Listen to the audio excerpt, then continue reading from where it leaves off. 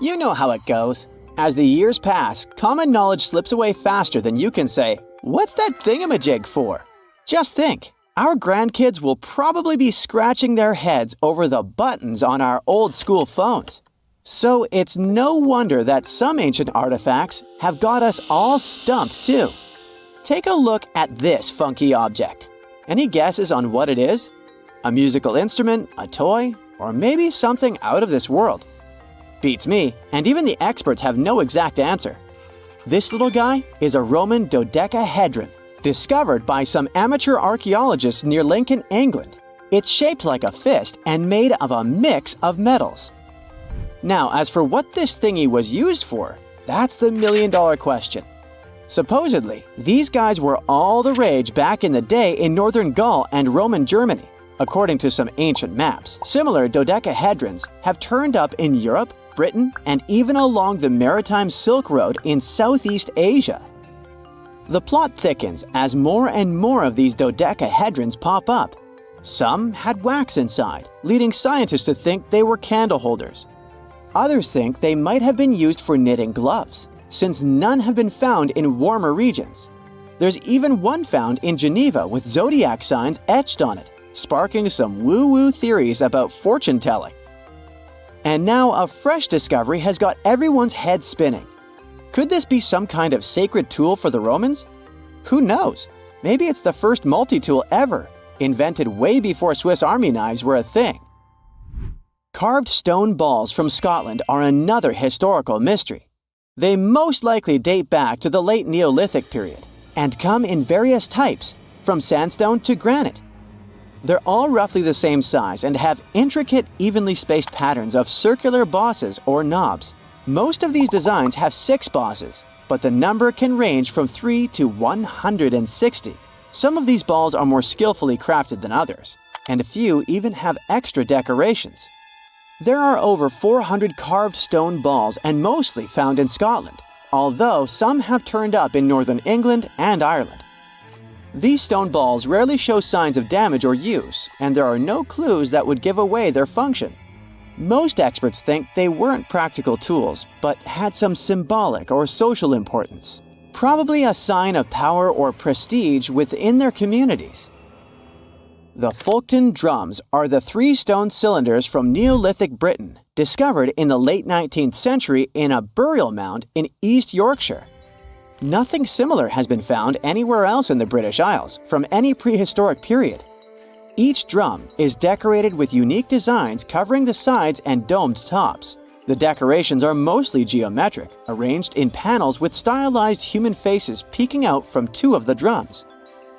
Recent studies of the artifacts using new technologies show that the designs had been carved and recarved over time. A team of experts also analyzed the composition of the drums, and it turns out that they were made from local chalk. In the late Bronze Age in Europe, long before coins became common, finely crafted metal objects served as portable wealth and symbols of high status. Across Europe, archaeologists have found all sorts of artifacts, from gold adornments worn by elites to large bronze cauldrons used in feasts. Beautifully decorated gold rings discovered in Wales are among these items. They're known as lock rings and may have been used to hold hair. Now they're flattened after spending nearly 3,000 years underground. They used to have cone-shaped openings at each end. They were found at different times, but were likely worn as a pair and buried together in a single hoard. Other Roman artifacts made of the copper alloy were first catalogued as lunate pendants. But during a recent re-examination, experts found that these items were actually small mortar and pestle sets, known as cosmetic grinders. They were used to grind minerals for makeup and were specifically designed for applying liner and shadows to the eyes. They were mistaken for pendants because of suspension loops that allowed them to be carried on a cord. These cosmetic sets from the 1st century of the current era were unique to Britain. They prove the influence of imported cosmetics and beauty trends from the Mediterranean and Roman provinces, including Egypt. The Salsburg cube, also known as the wolf's egg iron, was discovered in the late 19th century in Austria. It doesn't really look like a cube, but is more like a rounded object with two flat sides. Down the middle, it has a groove, and the surface is covered with pits and craters. Workers accidentally found this artifact when they blew apart a piece of coal. The coal seam it came from is thought to be over 60 million years old. The Salsburg cube moved between museums, mysteriously vanished in the early 20th century, and then showed up again. Some researchers thought it must be a Victorian-era candlestick holder, but still, no one knows the true story of the cube or its current location. Archaeologists have unearthed an incredible historical find in Pakistan, an ancient Sphinx estimated to be around 12,500 years old. The region where it was found was once a busy center of the ancient Indus Valley civilization. It had advanced urban planning, intricate art, and sophisticated drainage systems. The discovery of the ancient Sphinx is a good example of their progressive art. We all know of the Great Sphinx of Giza, but what was the significance of the Sphinx in the Indus Valley culture? Their Sphinx has designs and carvings that show scenes with their daily activities, which means it may have had a more complex role than a symbol of power or guardian. It could stand for a balance between humans and nature, or even a deity associated with agriculture. Arauca in Chile sits on the sandy dunes of the Atacama Desert, known as the driest desert in the world. Long before this coastal town was built in the 16th century, the Chinchorro people called this region their home. Archaeologists found hundreds of their mummies. Radiocarbon dating showed that these mummies are over 7,000 years old, which makes them 2,000 years older than the famous Egyptian mummies. The Chinchorro used special techniques to preserve the mummies, not just relying on the dry climate for that. And unlike the Egyptians, they didn't just do it for the elite members of their society, but for everyone, no matter what age or status they had. The local people living in Arauca now are so used to finding mummies in their backyards that they don't feel weird about living among them. In the winter of 1850, a powerful storm with extra high tides hit the west coast of Orkney, Scotland. The wind and waves ripped away the surf, covering a mound, and revealed stone-built structures beneath.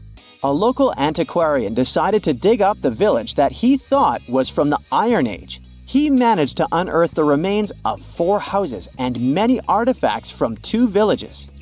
The villages had been buried under sand, so everything was really well preserved.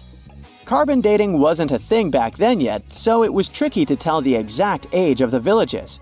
Almost a century later, with new tech, researchers were finally able to tell that the place was actually from Neolithic times.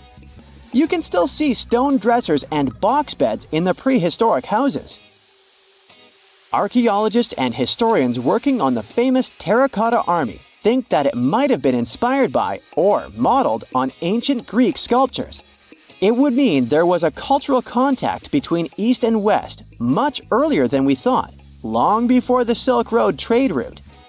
There was probably Western influence in China during the era of its first emperor, who took the throne in 246 before the current era. Before that time, China didn't have a tradition of building life-sized sculptures. Earlier terracotta soldiers were much smaller, less than 10 inches tall. Greek artists might have even been present to train Chinese sculptors. The ancient Indian texts mention beautifully decorated chariots or entire palaces called vimanas that could take off and, in a matter of seconds, fly away as far as space. Some people believe these vimanas only existed in Indian mythology, but it's also possible that they were based on a real technology that had been lost over the centuries. According to the Vedas, ancient Indian religious texts, there was the elephant vimana with several engines and many other types named after animals and birds. There was one for local travel, one for visiting different countries, and one for traveling to the moon and various planets. They could develop a great speed. One vimana had the superpower of invisibility. Another one was shaped like a sphere and was built on the winds produced by Mercury. This vimana was said to generate an enormous ray like the sun and make noise like the storm's thunder. All the vimanas were unbreakable and perfect for attacks on foes. Now, to operate a vimana, you'd need to know a lot of stuff, pretty much like today's airplane pilots, 32 secrets in total. They'd cover the aircraft structure and the secrets of taking off and maneuvering without crashing. That's a good thing. The pilot was also expected to know how to be seen and unseen, how to be hidden, how to be quick, how to manage contractions and expansion, and many other tricks. To hide the flying machine from foes, the pilot was instructed to move to the 8th atmospheric layer above the Earth and use the power of dark solar rays. This instruction might sound a bit weird, but there were others, more realistic ones, which still make sense in modern aeronautics. There are sections of ancient texts on the vimanas that focus on details like flight paths, pilot training, navigation, and even suitable clothes for pilots and recommended food for long flights. There was also a lot of technical detail about the use of heat-absorbing metals, the metals utilized, and melting points. The supporters of the theory that the vimanas were more than just myths are sure that the ancient Indians would unlikely go into all these details just for a beautiful story. So, the flying palaces might have been real and way ahead of their time, like many other great Indian inventions. Back in the 6th century BCE, an Indian physician named Sushruta basically wrote the original guide to medicine and surgery. They even called him the father of surgery for his work. Sushruta laid down the details on hundreds of medicinal plants and described complex surgical procedures. He gave instructions on nose reconstructions and skin transplants from one part of the body to another. The original method of rhinoplasty, which involved taking a piece of skin from the forehead to reconstruct the nose, is still used today. But back then, it had a slightly different purpose than surprising your followers on social media. Those nose jobs helped out folks who had lost their noses as punishment for crimes or in fights. Now, you gotta thank an ancient Indian math prodigy for the invention of zero. It might not seem like a big deal, but without it, we would have no binary system and no computers. People before the 5th century CE were only thinking about some sort of a sign to indicate nothing. The invention made addition, subtraction, and other mathematical operations a whole lot easier.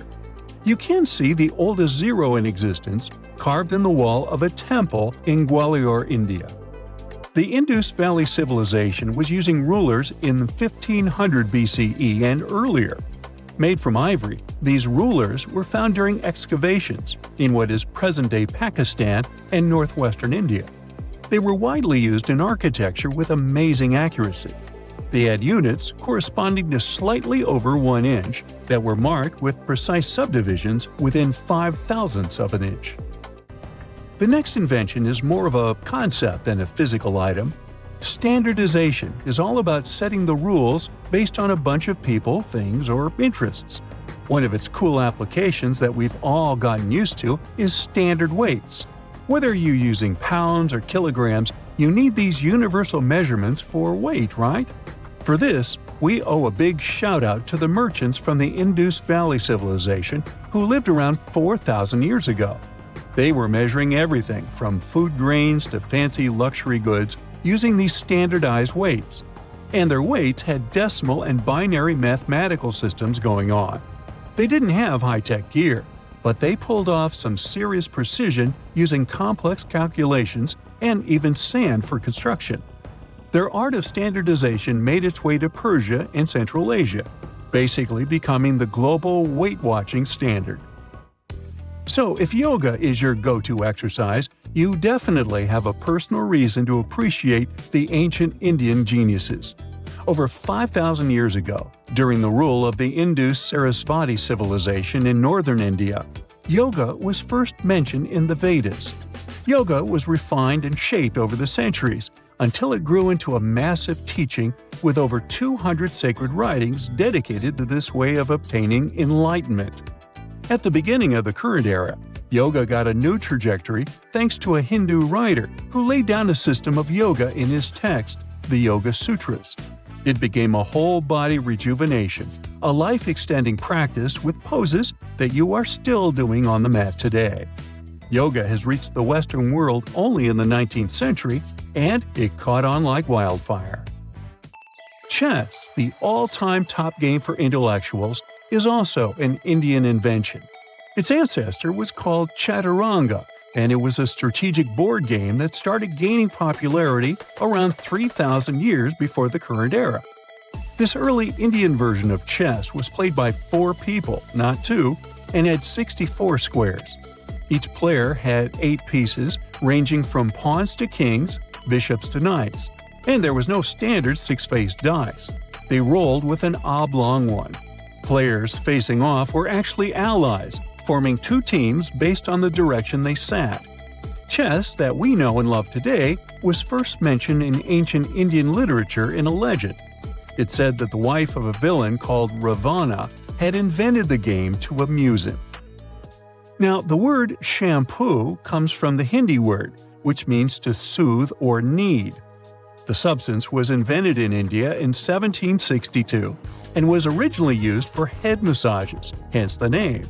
The first shampoo was made of natural oils and herbs. British traders fell in love with the idea and brought it back with them to England. It took years for the original head massage oil to evolve into shampoo as we know it today, but it's still an Indian invention. Unlike the ancient Greeks, who wore animal skins, the Indians started cultivating cotton back in the 5th and 4th centuries before the current era. They used cotton threads to produce fabrics that soon became a huge hit in the Mediterranean and beyond. Jute and wool also have their origins in India. Cashmere, the finest and most exclusive type of wool, actually comes from the Kashmir region of India. Buttons that sit proudly on that cashmere cardigan of yours also have ancient Indian origins. Some 5,000 years ago, the Indus Valley civilization started cutting seashells into geometric shapes with tiny holes in them. First, they were just decorations, but then people started using them to fasten clothes. Now, when you think about radio communication pioneers, Marconi's name usually steals the spotlight. He got a Nobel Prize in Physics in 1909 for his groundbreaking radio work. But there's an unsung hero in the radio waves game, and his name is Sir Jagdish Chandra Bose. He spilled the beans on radio communication way back in 1895. He shot an electromagnetic wave across 75 feet at the town hall in Calcutta, and it went through walls, rang a bell, and even set off some gunpowder. Marconi took a page from Bose's book, using his invention, the Mercury Coherer, as a blueprint for his own two-way radio. Bose didn't patent his genius creation, so he only got his credit a century later. Phantasmagory is said to be the first animated film ever. It was made in 1908, and it's one of the earliest examples of hand-drawn animation. But did you know that ancient people entertained children with cartoons about 2.6 million years ago? A new study reveals that ancient people were the ones who first made pictures look animated. How? They carved pictures of animals on stones and placed them around fires. When the light starts bouncing around, those ancient animals just can't help but shake it and shimmy. The prehistoric carvings come to life in the flickering firelight, with those animals jumping in and out of focus like they're ready to party. Imagine how fun it would have been for prehistoric families to sit around a fire and create these animated carvings. It turns out that even some of the ancient wall paintings and carvings found in caves were inspired by their appearance in the moving light and shadows of flames. So, basically, these old-timey carvings were made to come to life when firelight hit them. And now researchers made a movie showing that cool effect on a 3D model of some horse engravings. The study says our brains are wired to see moving things in changing light, which is why these carvings probably mattered to our ancestors. In other words, cave people were like, hey, let's carve some cool stuff on this rock, and when we light a fire, it'll look like it's moving. And now these scientists were like, that's awesome! Let's make a movie to show this, everyone! Andy Needham and his teammates used modern scanning and virtual reality tech to study 50 flat carved rocks called plaquettes made of limestone. These rocks were found in southern France back in the 1800s and now sit in a museum in London. They are covered in 77 realistic carvings of all sorts of animals, like horses, reindeer, and chamois. Apparently, Homo sapiens, with a lot of time on their hands, made these engravings a whopping 12,000 to 16,000 years ago. Needham realized that many of these carved rocks were harmed by fire, some covered in white ash, others dried or fractured because of heat. Upon closer examination, he discovered pink bands of discoloration resulting from iron deposits in the stone. What's more interesting is that the animal engravings were often superimposed on top of each other, sometimes even melded together or fitted around each other like some kind of prehistoric animal jigsaw puzzle. Rather than tossing out the old and starting anew, the ancient artists took animal body parts to create new hybrids. For instance, one of the rocks depicts both a horse and a wild cattle-like creature known as a bovid. In this masterpiece of prehistoric art, the horse's abdomen and neck become the back and neck of the bovid, while the horse's head forms the bovid's ear. What a creative way of recycling. Researchers believe that the prehistoric rocks from Montestruc were used as primetime entertainment for our ancestors. More than one person carved the animals. People from different levels of skills showed their artistic glory, and it was a group effort. The fact that these rocks were found together also suggests that this was a community activity. So it's like families were all gathered around the TV, carving rocks and cheering on their favorite carved animals. Who needs Netflix when you have Paleolithic TV? The engravings on these rocks and the signs they were exposed to heat suggest they were created to look like they were moving. Sometimes you see different animals in different poses, so one would come to life, and then another, and then a different one. It's like a Stone Age version of Disney. Similar techniques might have influenced some of the ancient cave paintings, such as those at the breathtaking Chauvet Cave in southeastern France. The animal portraits there are also overlaid on each other, and some look like they were heated by fires underneath them, which means that our prehistoric ancestors might have been the first animators in the world. Alright, since we talked about young people's favorite pastime activity, shall we take a trip back in time to discover the world's oldest toys? One of the most ancient toys discovered was a simple ball made from clay and found in the ruins of ancient Mesopotamia. It might seem like a simple toy, but our ancestors were playing with them as far back as 3000 BC. But back then, they didn't have fancy video games or elaborate board games, so a ball was the pinnacle of entertainment. But the Mesopotamians weren't the only ones having fun. In ancient Greece, children played with dolls made of clay. In Egypt, kids had toys shaped like animals, but they also had dolls made from materials like clay, papyrus, and ivory. But the most impressive thing about these dolls? They had movable limbs. That's right, our ancient ancestors were playing with articulated dolls before it was cool. But it's not all fun and games. Toys also had a practical purpose back in the day. In fact, many of the toys discovered by archaeologists were actually used to teach children important skills. For example, Egyptian children played with dolls that were shaped like doctors, which helped them learn about medicine and healthcare. And let's not forget about the toys that were used to train future warriors. In ancient China, kids played with toy horses and chariots, which helped them prepare for a life of battle. Talk about getting a head start on your career! Moving on to primitive board games, which have been around for over 5,000 years. The oldest board game is called Senet, and was discovered in ancient Egyptian tombs. It's a bit like a cross between chess and backgammon, and it was so popular that it was played for over 2,000 years. Now that's a game with staying power. But let's not forget about toys for the little ones. Archaeologists have found ancient rattles and whistles that were used to entertain even younger members of their families. And if you thought your kid's toy collection was impressive, just wait until you hear about the ancient Egyptian princess who had over 100 wooden toys in her chamber. But perhaps the most surprising toy of all was the yo-yo. That's right. The yo-yo has been around for over 2,000 years. It was first invented in ancient Greece and was often used in battle, believe it or not. But eventually people realized that it was much more fun to just play with it and do tricks. Marbles are also around as a toy that has been entertaining kids, and some adults, for thousands of years. Archaeologists have found evidence of marble dating back to around 5,000 years ago in the Indus Valley civilization.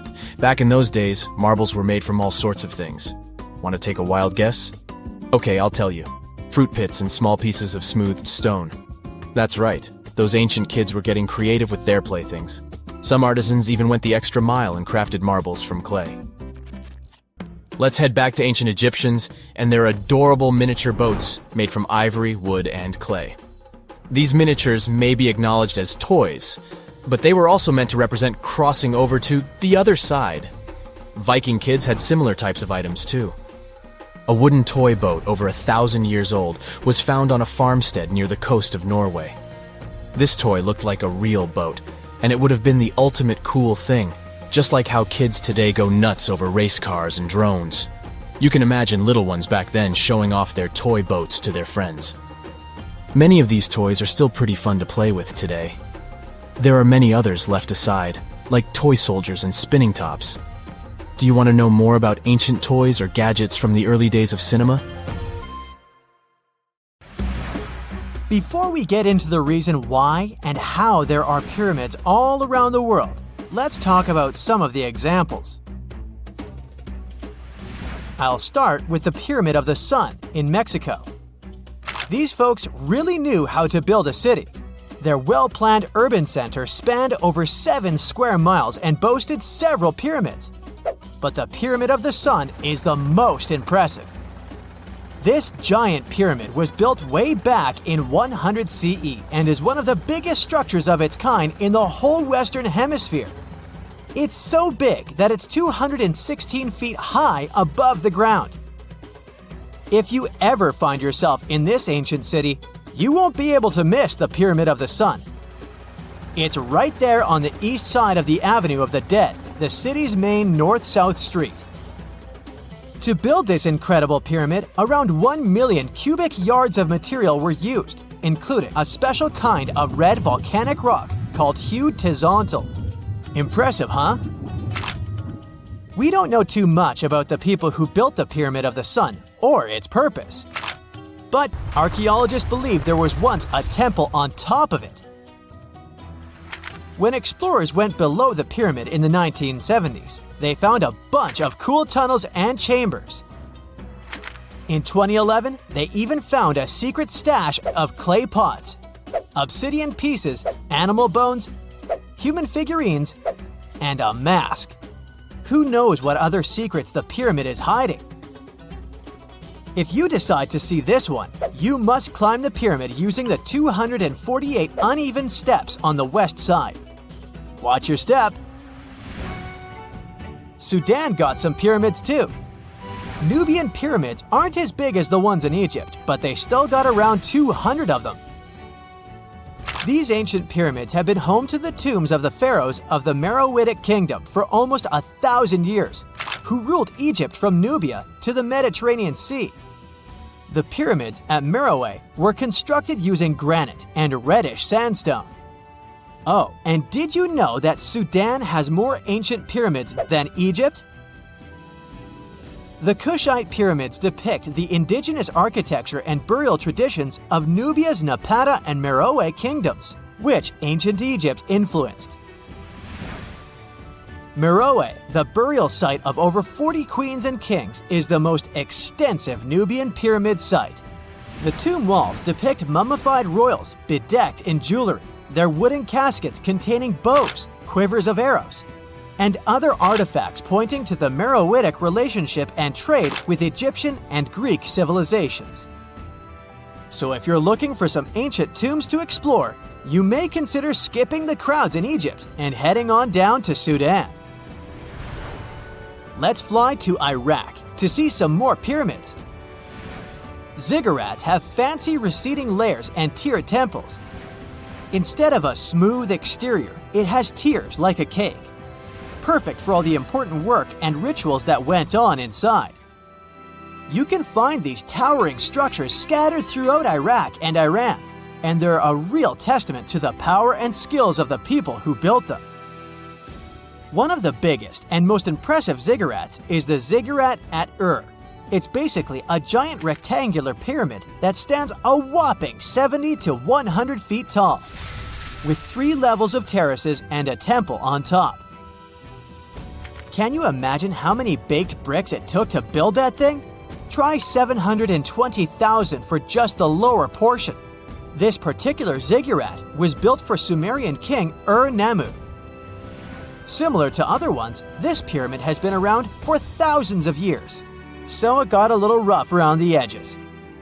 Thankfully, the Babylonian king Nebuchadnezzar II and some archaeologists came to the rescue in the 6th and 20th centuries respectively, and now you can find this near Talil Air Base. The ziggurat at Ur was built in 2100 BCE by King Ur-Nammu for the moon deity Nana. It was the tallest building in the city, and you could see it from miles around. It was like the medieval cathedral spire of its day. People would come here to bring their agricultural surplus and get their food allotments and seek spiritual nourishment. Sadly, the Nana temple at the top of the ziggurat didn't survive, but we do have some blue glazed bricks that may have been part of its decoration. The lower parts of the ziggurat are pretty amazing though. The architects even included holes in the temple's baked exterior to let the water evaporate from its core. Since we explored some of the pyramids on our planet, let's take a broader perspective. They can be found in many parts of the world. Egypt has over 100 pyramids, double that number in Sudan, and dozens of others are scattered in the Middle East and China. The Americas have the most pyramids in total, with more pyramids than the rest of the world combined. These pyramids are located in Mexico, Guatemala, Honduras, and El Salvador. Time to know more about the evolution of pyramids through history. The oldest pyramid is in Egypt. This pyramid was a step pyramid, which was created by placing one layer of stone on top of another. The pharaoh Sneferu is credited with creating the pyramid shape we recognize today. During his 45-year reign, he built 3 pyramids. His first 2 attempts failed, but he finally got it right with the Red Pyramid, which is considered the first true pyramid. It was Sneferu's son, Khufu, who built the Great Pyramid of Giza, which was the tallest human-made structure on Earth for almost 4,000 years. Latin American pyramids are similar to early Egyptian step pyramids, but they were built independently, with no knowledge of each other. The pyramids in Sudan were built around 700 BCE and are tall, but much narrower than those in Egypt. How in the world did all these civilizations build these things without even texting each other? After all, the Aztecs, Mayans, and ancient Egyptians were about as different as possible. But despite their cultural differences, they all seem to agree on one thing. Pyramids were pretty cool. Step pyramids are all around the world because they were the most feasible and stable way to build large and tall structures without access to lighter building materials like wood and metal. The triangular form with a square base is the best way to build a sturdy structure, and having a cube structure would require more material for less height. Now, when it comes to pyramid design, the Egyptian pyramids were like giant triangles with a square base, smooth sides, and a pointy top. On the other hand, the Aztecs and Mayans went for a tiered cake look, with steps leading up to a flat platform on top. So, while all these pyramids share the same basic shape, they have their own unique flair. Each group built its pyramids using different materials, techniques, and slope angles. So while they may have been inspired by each other's work occasionally, they were just doing their own thing. Egyptian pyramids had smooth, angled sides that were designed to help the pharaoh's soul ascend to heaven. The Pyramid of the Sun was built over a series of caves that served as a passageway for the deities. The Maya built the temple of Kukulkan in Chichen Itza to honor the deity Kukulkan, usually represented by a serpent. Nicknamed El Castillo, it has 91 steps on each side, plus a platform. That's 365 steps, one for each day of the Mayan calendar. Tell me, Brightsiders, how were pyramids built? To begin with, humans made them, not a foreign race from space that landed on Earth. You see, one thing that all pyramids have in common is that they were built without advanced tools or even the wheel. It took a lot of people to build them, including skilled laborers and architects. For example, it's estimated that 20,000 people built the Great Pyramid of Giza, and it's believed that most of them were skilled laborers. Building pyramids was a massive undertaking that required years of planning and effort.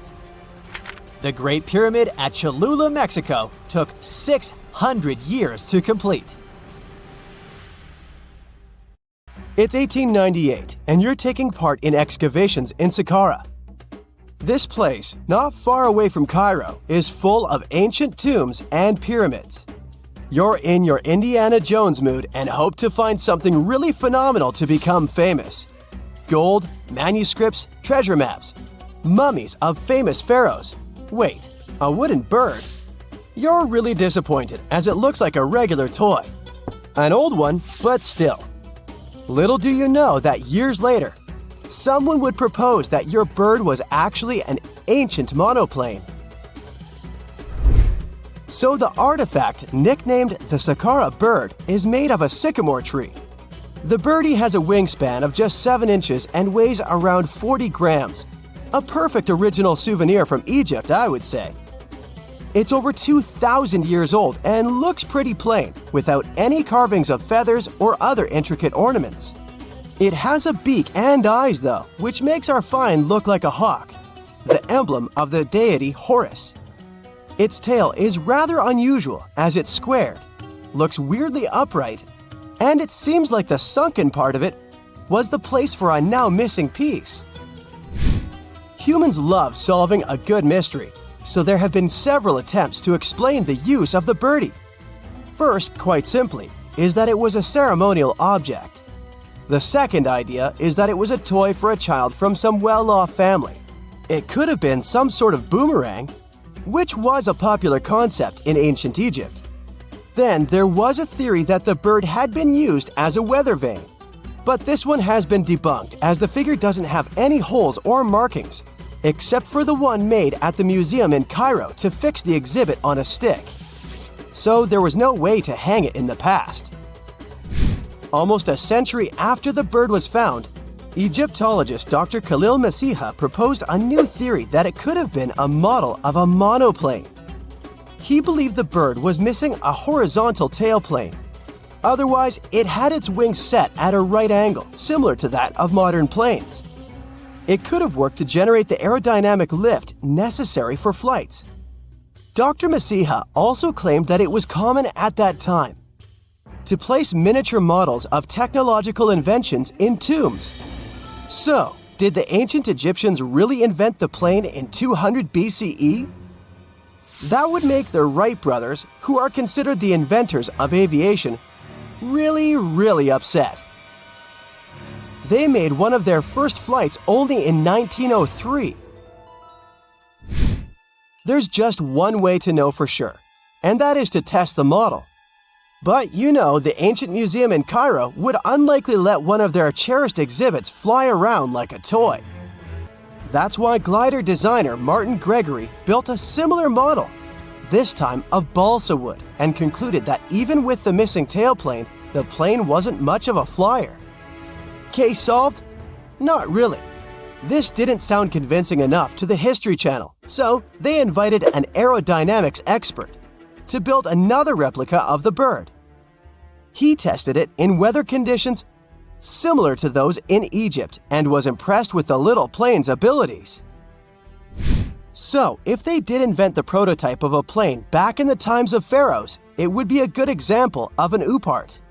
That's an out-of-place artifact, an object that's way ahead of its time in terms of technology or history. And the Saqqara bird isn't the only example of such a revolutionary concept. In 1901, a group of divers retrieved the Antikythera mechanism from an underwater shipwreck near the Greek island of Antikythera. It's been dubbed the world's first analog computer, and it's currently dated around 100 BCE. The bronze mechanism could tell the position of the sun, moon, planets, and stars, as well as the lunar phase, the dates of upcoming solar eclipses, and even the speed at which the moon moves through the sky. No one's sure who used it and how or where it was made. But it's obvious that it's extremely precise and way too advanced for its time. The first flushing toilets in the world were invented in the middle of the 20th century. Just kidding.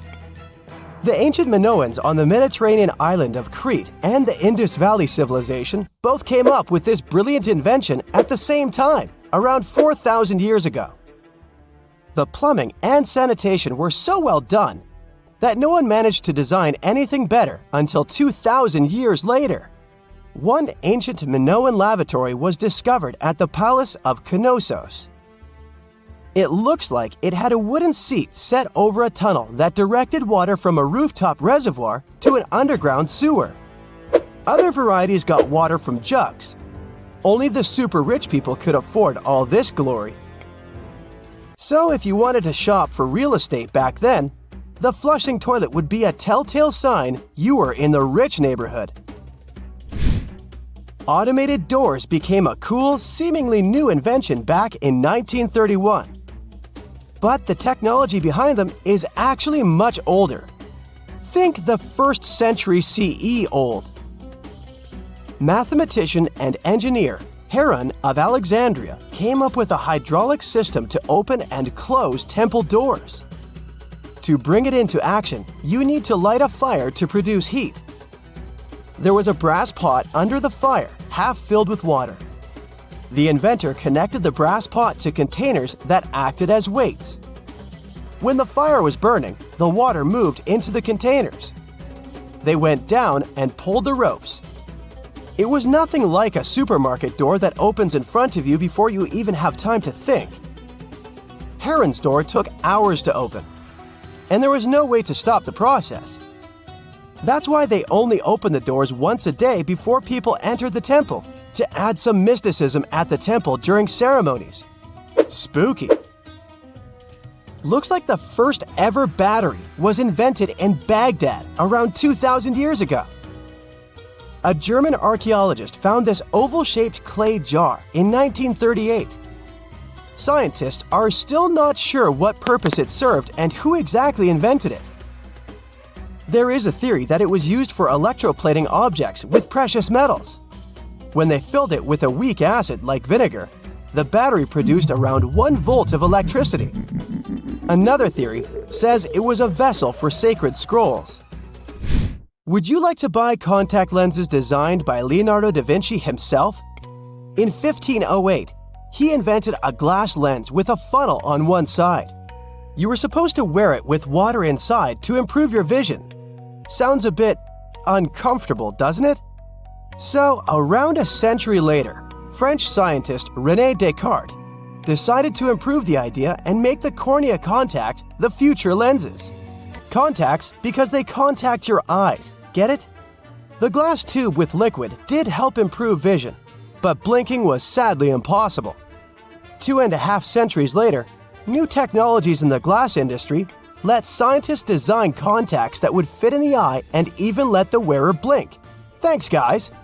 Still, those lenses were made of heavy blown glass and didn't let the eye breathe.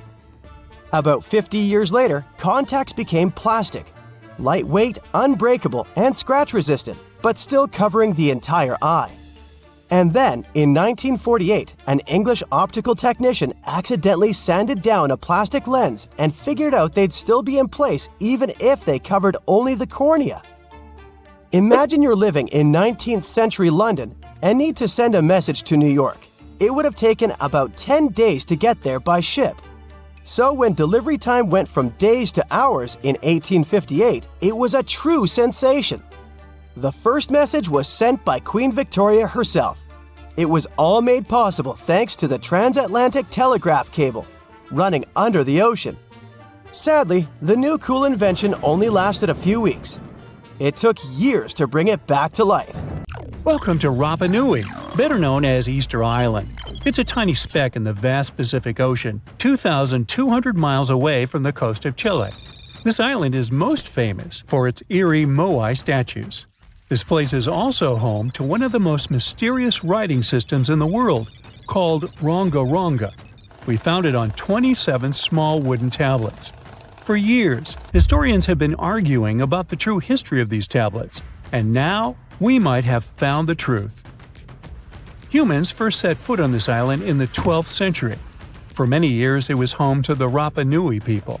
They were pretty isolated out there in the Pacific Ocean until Europeans arrived in the 1720s.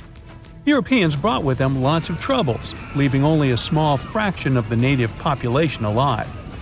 Later in the 19th century, a missionary, Eugene Iro, went to the island and discovered the wooden tablets with intricate symbols carved on them. He wrote how marvelous they are, but there are hundreds of them on the island, and that they can be found in every household. But unfortunately, not all of them survive to this day. We've only got 27 of them. Some of them were heavily weathered, burned, or otherwise damaged, and now they're scattered all over the world in museums and private collections. Some of the language's artifacts were carted off to Tahiti and then to Europe by Europeans, leaving none behind on Easter Island itself. The 4 sacred tablets found their home in a congregation in Rome. They were the ones used in the recent discovery. For years, historians have been arguing whether this writing system was made up by the islanders themselves or they borrowed it from Europeans. To find the truth, they decided to use a technique called radiocarbon dating. All organic materials, like wood, charcoal, and so on, contain a tiny amount of a radioactive form of carbon called carbon-14. When life comes to an end, things stop taking in carbon-14, and the amount they had starts to decay over time. By measuring how much carbon-14 is left in a sample, we can assume how old this sample is. This is how we learn the age of many fossils and artifacts. So, they looked at the age of some Rongo Rongo tablets. 3 of them were crafted from trees grown in the 18th or 19th century, which aligns with the arrival of Europeans. However, one of them is older than the Europeans' first visit to the island. There are 2 reasons to believe that Rapa Nui people created this writing system themselves. First, Rongo Rongo works differently from European languages. Decoding it is a pretty hard task. Unlike English, this language boasts over 400 unique glyphs, none of which resemble any known writing system. There were many attempts to decipher this language, and none of them were successful so far. And second, one of the tablets is shown to be from around the 15th century, before the Europeans arrived. The problem is that radiocarbon dating can only tell us when the wood the tablet was made from was cut down, not when the writing was put on it. And since we've only got one tablet to go by, this isn't enough to be completely sure. On the other hand, why and where would they preserve cut wood for over 200 years just to grab it and write something on it one day? But anthropologists and historians say that it's possible. Scarce wood resources might have led the islanders to reuse old driftwood, which could be centuries older than the writing itself. This is known as the old wood problem in archaeology. Plus, the tablet looks very preserved. It was maintained to protect it from wood-damaging insects, humidity, and so on. That's why it survived over the centuries. Whatever is written on it, it was probably important for the Rapa Nui people. Now, all of these are guesses and clues, but scientists are cautiously optimistic. They believe that Rongo Rongo could be one of the rare instances of independent writing invention, like those of the Sumerians or the Egyptians. But we need more evidence. In the Rapa Nui language, Rongo Rongo means to recite or to declaim. Not everyone could write, only a select few. Probably only the elite of Easter Island, mostly men, knew and could read this written language. After colonization, none of them survived. So now we have to rack our brains trying to figure out what's written here. First, scholars can't agree on what type of script it is. We aren't even sure that this was their language. But even if it was, we don't know whether it's a primitive form of writing or a fully developed system. In the 1990s, a linguist, Stephen Roger Fisher, believed he might have cracked the code of Rongo Rongo structure. His idea was that these tablets conveyed cosmogonies. Cosmogonies are stories or narratives that explain how the universe was created and how natural phenomena came to be. They often come from ancient traditions and cultures, like those found in East Polynesia.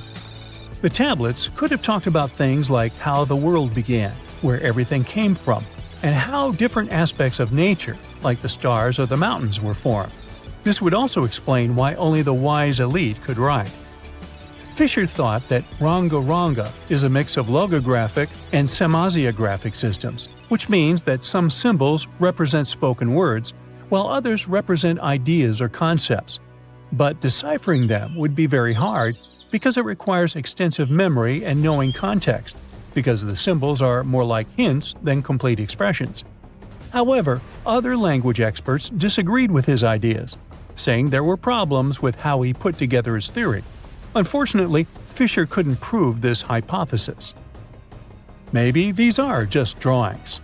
If we look at the tablets, there are some things that look recognizable: people, animals, plants, and geometric shapes. There are some birds. One of them looks like a frigate bird, which Rapa Nui people associate with the deity Maki Maki. There are also fish, centipedes, and so on, or at least these glyphs look like them. Could it be just art or a form of decoration? Maybe, but there are some problems. The glyphs show a high degree of complexity and structure. They also keep the same style. For example, there are several symbols that show something human-like with a raised hand. The only difference is different heads. As if it wasn't complicated enough, this unique writing style also uses a system known as reverse boustrophodon. This means that each alternate line is flipped upside down, resembling nothing seen elsewhere. We don't know why they would turn the tablet upside down after each line. But all this shows that they had some sort of system and organization behind these symbols. Plus, it seems like they use these tablets every day for some practical purpose. But there's some hope for the future. New technology, like AI and other computer programs, might help us understand lost languages. We already started creating algorithms that could help us solve other mysteries, like the Voynich manuscript. Academics even organized the Vesuvius Challenge, a machine learning competition that, in 2023, cracked the riddle of the ancient Herculaneum scrolls. The scrolls were buried under volcanic mud after the catastrophic eruption of Mount Vesuvius in 79 AD.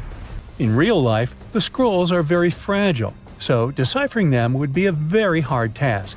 But with digital scanning and machine learning, it's much easier. They have a rich history.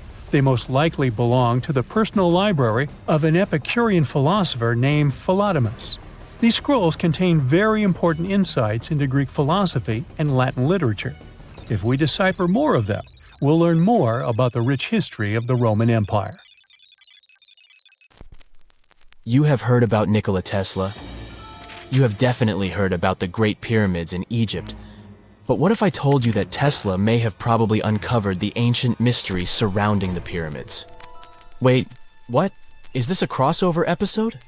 Nope.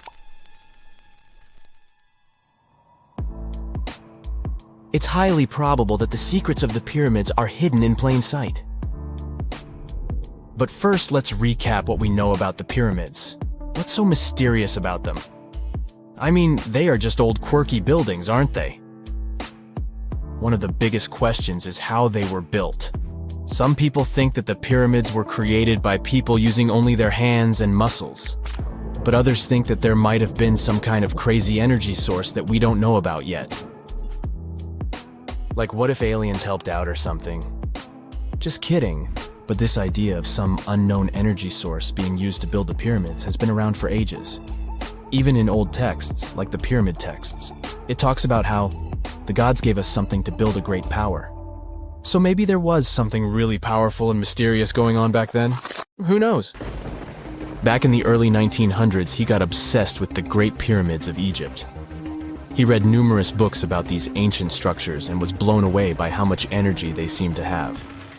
At that time, not many people knew much about electricity, and Tesla started to wonder if there was some kind of advanced tech hidden in the pyramids. He had an idea that the power of the pyramids had to do with electromagnetism, and he put a lot of time and effort into trying to figure out the mystery. Tesla had some pretty unusual theories about the Great Pyramids. He thought that they could actually store and move electricity, which could then be used to power up the areas around them. He also had this theory that the pyramids were built using some kind of crystal energy. He believed that the chambers inside the pyramids could have these super powerful crystals that could control the electromagnetic fields. But that's not all. Tesla also had this idea that the materials used to make the pyramids had properties that allowed them to trap energy from the sun and the moon. And not just a little bit of energy. He thought that the pyramid could actually create this massive energy field that could light up whole cities or even brighten up dark places. He thought that the pyramids could be used as giant power plants to generate electricity and run machines. Tesla even believed that the pyramids were somehow linked to cosmic energy, which could be used for spiritual enlightenment and healing. How very new age of him. Anyway, Tesla wasn't just pulling these ideas out of thin air. He was seriously into studying everything he could about the pyramids, from ancient artifacts and texts to hieroglyphs and drawings. And he came up with this idea that the pyramids were designed to be energy amplifiers, and some kind of unknown energy source was used during their construction. Some people thought Tesla was eccentric for coming up with these theories, but his ideas have actually had a huge impact on the way we think about the pyramids today. Researchers and scholars have been digging into his theories for years and using them to uncover some of the biggest mysteries surrounding these ancient structures. For example, recently scientists have used theoretical physics to investigate how the Great Pyramid of Egypt would react to certain radio waves. They found out that if the radio waves were a certain length, the pyramid could concentrate the energy inside its rooms and focus it under its base. The scientists did lots of calculations to figure this out. They first thought about what radio wavelengths would work best. Then they made a model of how the pyramid would react to the waves. They figured out how much of the energy from the waves would get absorbed or spread out. Lastly, they checked how the energy would move around inside the pyramid when the waves hit it. To help explain all of this, the scientists used something called multipole analysis. This is when you take a complicated object and break it down into simpler parts. Then you can see how each part interacts with the energy that's coming in. It's like taking apart a puzzle to see how each piece fits together. The researchers are interested in how all of this can be used in the future. They want to make really tiny particles that can do the same thing as the pyramid, but with light. By changing the size, shape, and the material of these particles, they can control how the light moves around them. This can be really useful for things like making tiny sensors or super efficient solar cells. The scientists had to make some guesses when they were doing their research. They assumed that there weren't any hidden spaces inside the pyramid, and that the material used to build it was all the same. But even with these guesses, they still made some pretty impressive discoveries. But the pyramid study is not the only proof that Tesla was ahead of his time. There are more Tesla's projects that seemed unrealistic at the time, but that scientists and enthusiasts reevaluate and try to implement today. Let's talk about Tesla's most ambitious project, the Wardenclyffe Transmission Tower. Back in 1900, Tesla was already a big shot when it came to electrical engineering in America. People were blown away by his amazing inventions and the fact that he managed to outdo Thomas Edison in the Battle of Currents. However, Tesla wasn't content to rest on his laurels. He decided to embark on his most ambitious project yet, the transmission tower at Wardenclyffe. It was built between 1901 and 1905, and it was based on one of Tesla's breakthrough ideas. He had a vision to make the impossible possible by creating a global wireless communication system. It would use Earth itself as a conductor, transmitting music, news, stock market reports, secured military communications, and even facsimile images. Does it sound familiar? Right, it sounds just like the internet that we use today, only without the use of any wires. But Tesla had a much bigger dream in mind, to transmit power wirelessly. He already proved that high-frequency signals could be sent without any wires using his Tesla coil transformers, and this sparked his obsession with wireless energy transmission. His vision was to not only transform the way we communicate, but also to find a way to transfer power currents globally by tapping into the Earth's natural energy. Tesla believed that there was an abundance of free energy all around us that could be used for humanity's benefit. In 1899, he conducted some top-secret experiments and got convinced that it was possible to transmit electrical power through the Earth's upper atmosphere. This is actually how the Wardenclyffe Tower was created. It was supposed to be the prototype station for a network of towers all over the globe that would provide the whole world with wireless energy. Unfortunately, Tesla didn't have the resources or the patience of his investors to bring this project to fruition. It ran into all sorts of financial problems and roadblocks, and in 1917, the unfinished tower was finally torn down for scrap metal to pay off Tesla's mounting debts. Now it remains a sad reminder that even the greatest minds can sometimes fall short of their dreams. The original red brick laboratory, however, is still there, and it is the only Tesla lab that has survived. Fun fact, in 2017, a film crew made a crazy discovery. They used ground-penetrating radar to explore the area around Wardenclyffe, and they found a whole series of tunnels stretching for hundreds of feet underneath the site. Nobody knows exactly what these tunnels were used for, but people have been speculating for years that they were part of Tesla's grand plan. Wardenclyffe, of course, is a major landmark for Tesla enthusiasts from all over the world. Who knows? Maybe someone will finally crack the mystery of the tunnels one day. But even if they don't, the legacy of Tesla and his amazing ideas lives on.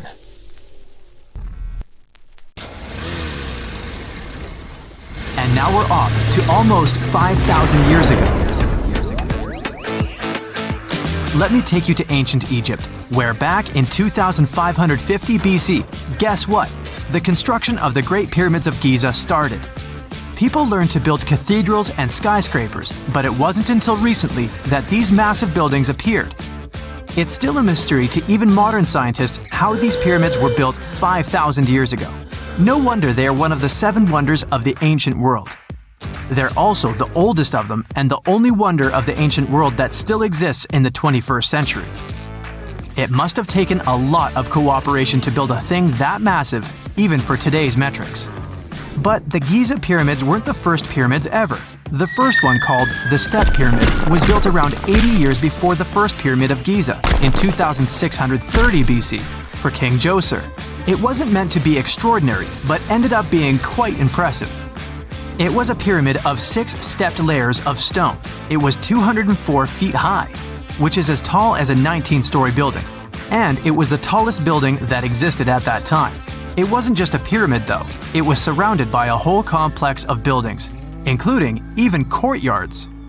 In ancient Egypt, people believed in the afterlife, so everyone, especially kings, wanted to make sure they had everything they needed to get ready for it.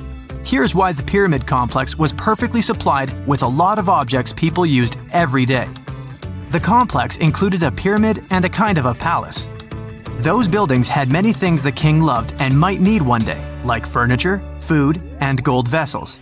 After Djoser, building pyramids became common practice, but many pyramids weren't finished. It would usually take about 20 years to build one, but many rulers reigned way less than that. Overall, there are more than 100 pyramids. The most famous pyramids are the Great Pyramids of Giza. The first one and the biggest one was built for Pharaoh Khufu, around 2550 BC. Initially, it was 481 feet tall, which is as tall as a 40-story building. The second pyramid was built for Khufu's son, Pharaoh Khafre, around 2520 BC. It's just a bit shorter, usually standing at 471 feet high, a 39-story building. This is the pyramid with the famous statue of the Sphinx. Sphinxes have a lion's body and a human head. They were built to guard important areas. This one has the head of Pharaoh Khafre and is guarding his pyramid, facing the sunrise. The Sphinx is most well known and is one of the world's biggest and oldest statues. Originally, it had red color and did have a nose. It's still possible to see the trace of red pigment by its ears. But no one knows exactly when the nose disappeared. For some time, the Sphinx was sort of hidden underground, being covered with sand up to its shoulders. Luckily, in the early 1800s, an adventurer with a team of 160 people dug it out. The third pyramid of Giza is the smallest one, being more than twice shorter. Originally, it was 218 feet high, about the height of a 20-story building. Built in 2490 BC, it was a pyramid for Khafre's son, Menkaure. The pyramids are designed to align with the points of the compass, and their sides symbolize the rays of the sun. But back at the time, there were no compasses.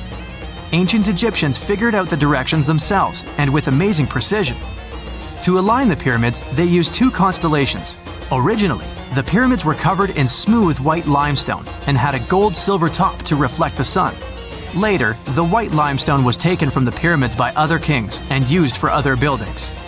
Scientists estimated that ancient Egyptians used about 2.3 million stone blocks to build the first pyramid. Each block weighed more than 1 ton. This is the weight of a rhino.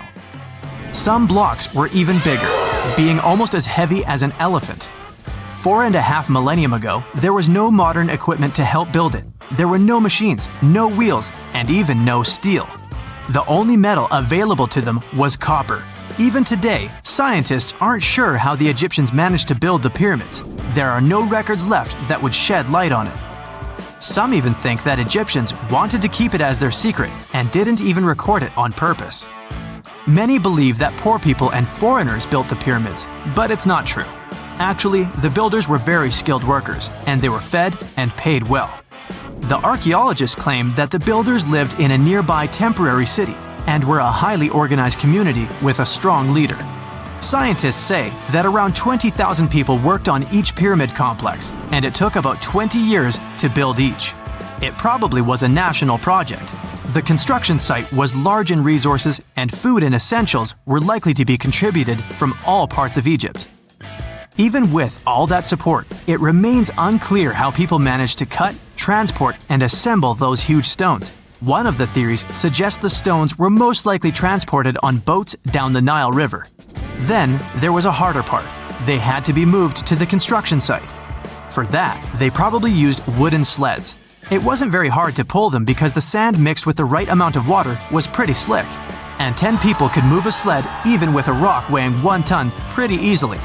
Finally, one last problem. The stones had to be lifted and put into place. Archaeologists have discovered the remains of the ramps system that dates back to when the pyramids were built. Most likely, the Egyptians designed a unique system to move and pull huge stone blocks, but no one knows what it looked like exactly. The most common opinion is that there were several ramps around the pyramid to help move the blocks. The ramp was growing with the pyramid getting higher. They suppose people were walking up the stairs, pulling the stone on the wooden sled up in the middle on the sandy ramp. But this is just one of the options. Others say that the ramps were going around the pyramid. Some say the ramps were inside the pyramid. But we'll never know for sure, and it'll forever remain a mystery, just like the ancient Egyptians wanted. Surprisingly, there's not much inside the pyramids. Most of it is just solid stone with very little open space. But let's take a quick look inside the biggest of the pyramids of Giza.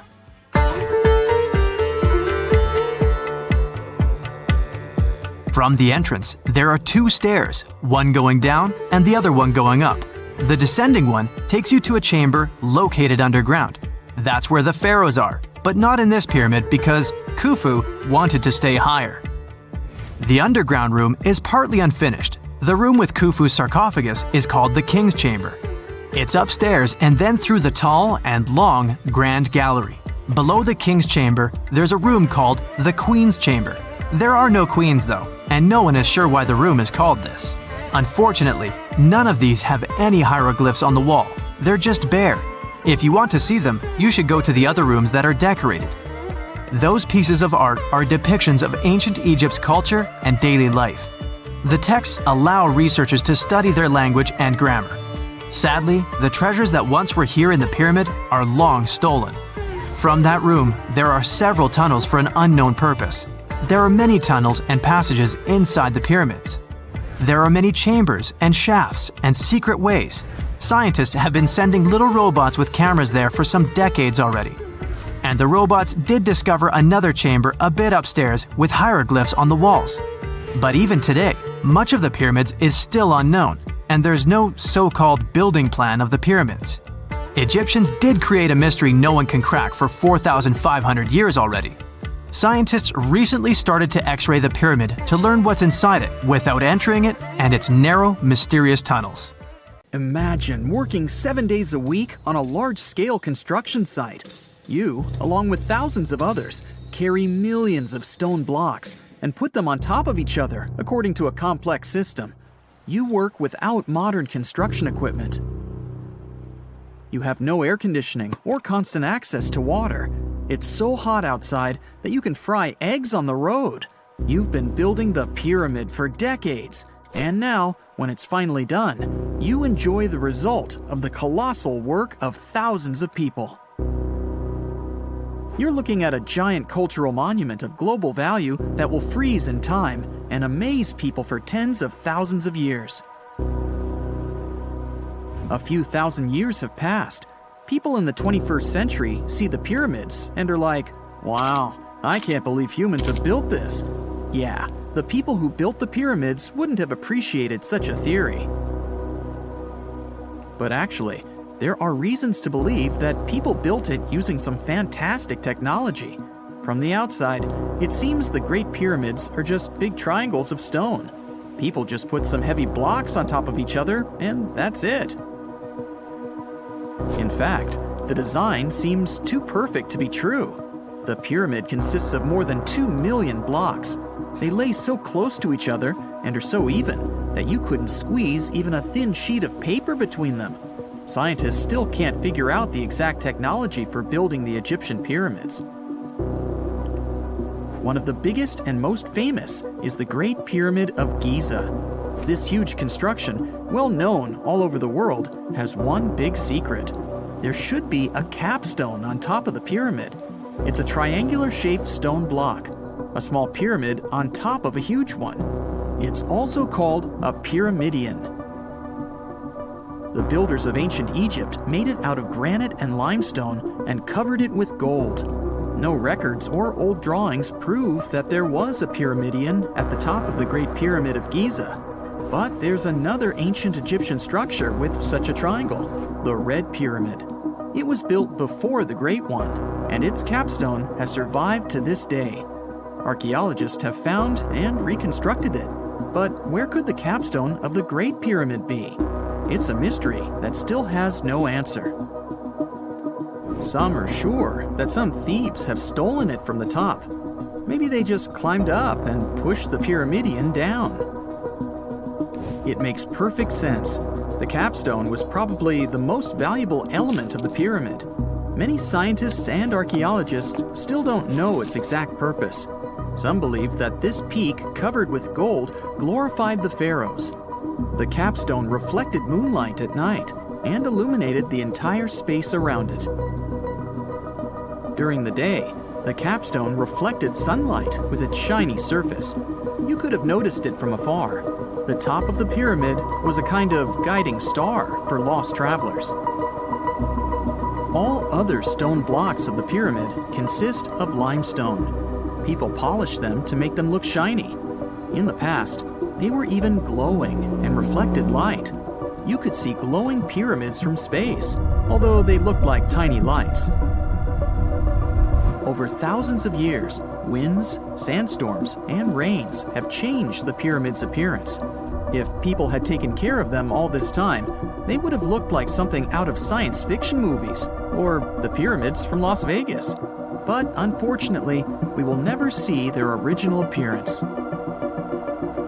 Some archaeologists and scientists believe that the capstone could absorb the sun's energy and distribute it evenly throughout the pyramid. No one knows precisely why the Egyptians needed this technology.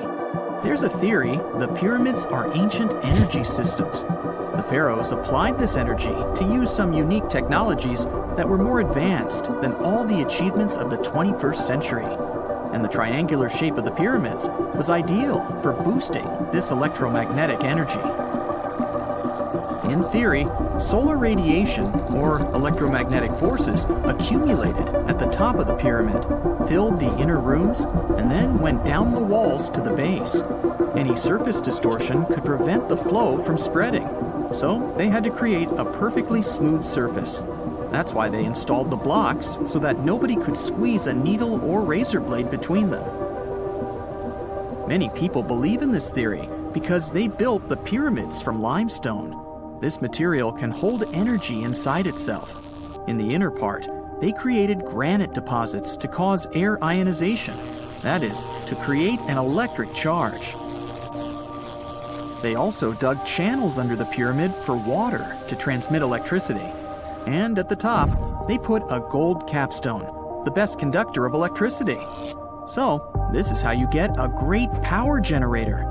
Different cultures used similar technologies to create electricity all over the world. But these are all theories. If it had been working, humanity would have used these technologies today. There are mentions of the metal industry, chemistry, engineering, physics, mathematics, and astronomy in some ancient records. Most scientists don't believe in all these things. We know the detailed stages of the technology's development in different cultures. In the 21st century, scientists, historians, and anthropologists can track the evolution of all modern devices. If people had created some technological inventions in ancient times, the history of the world would have looked different. Perhaps all the achievements of antiquity could have been wiped off the face of the earth by global cataclysms, and it can happen to us. Just imagine how people would dig up a laptop in 5,000 years. Perhaps they wouldn't understand what kind of device it is. Another Egyptian wonder surrounded by mystery is the statue of the Sphinx.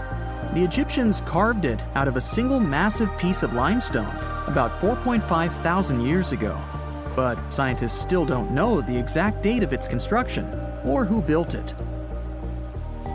People painted the Sphinx in different colors, so it looked much brighter and more vivid in the distant past. It was shining just like the Great Pyramids. Anyway, time hasn't only changed its appearance, but its name too. Initially, the Egyptians called it Hora-Mekhet. The Greeks renamed it the Sphinx about a few hundred years after it had been built. The Sphinx emphasized the greatness of the rulers of Egypt.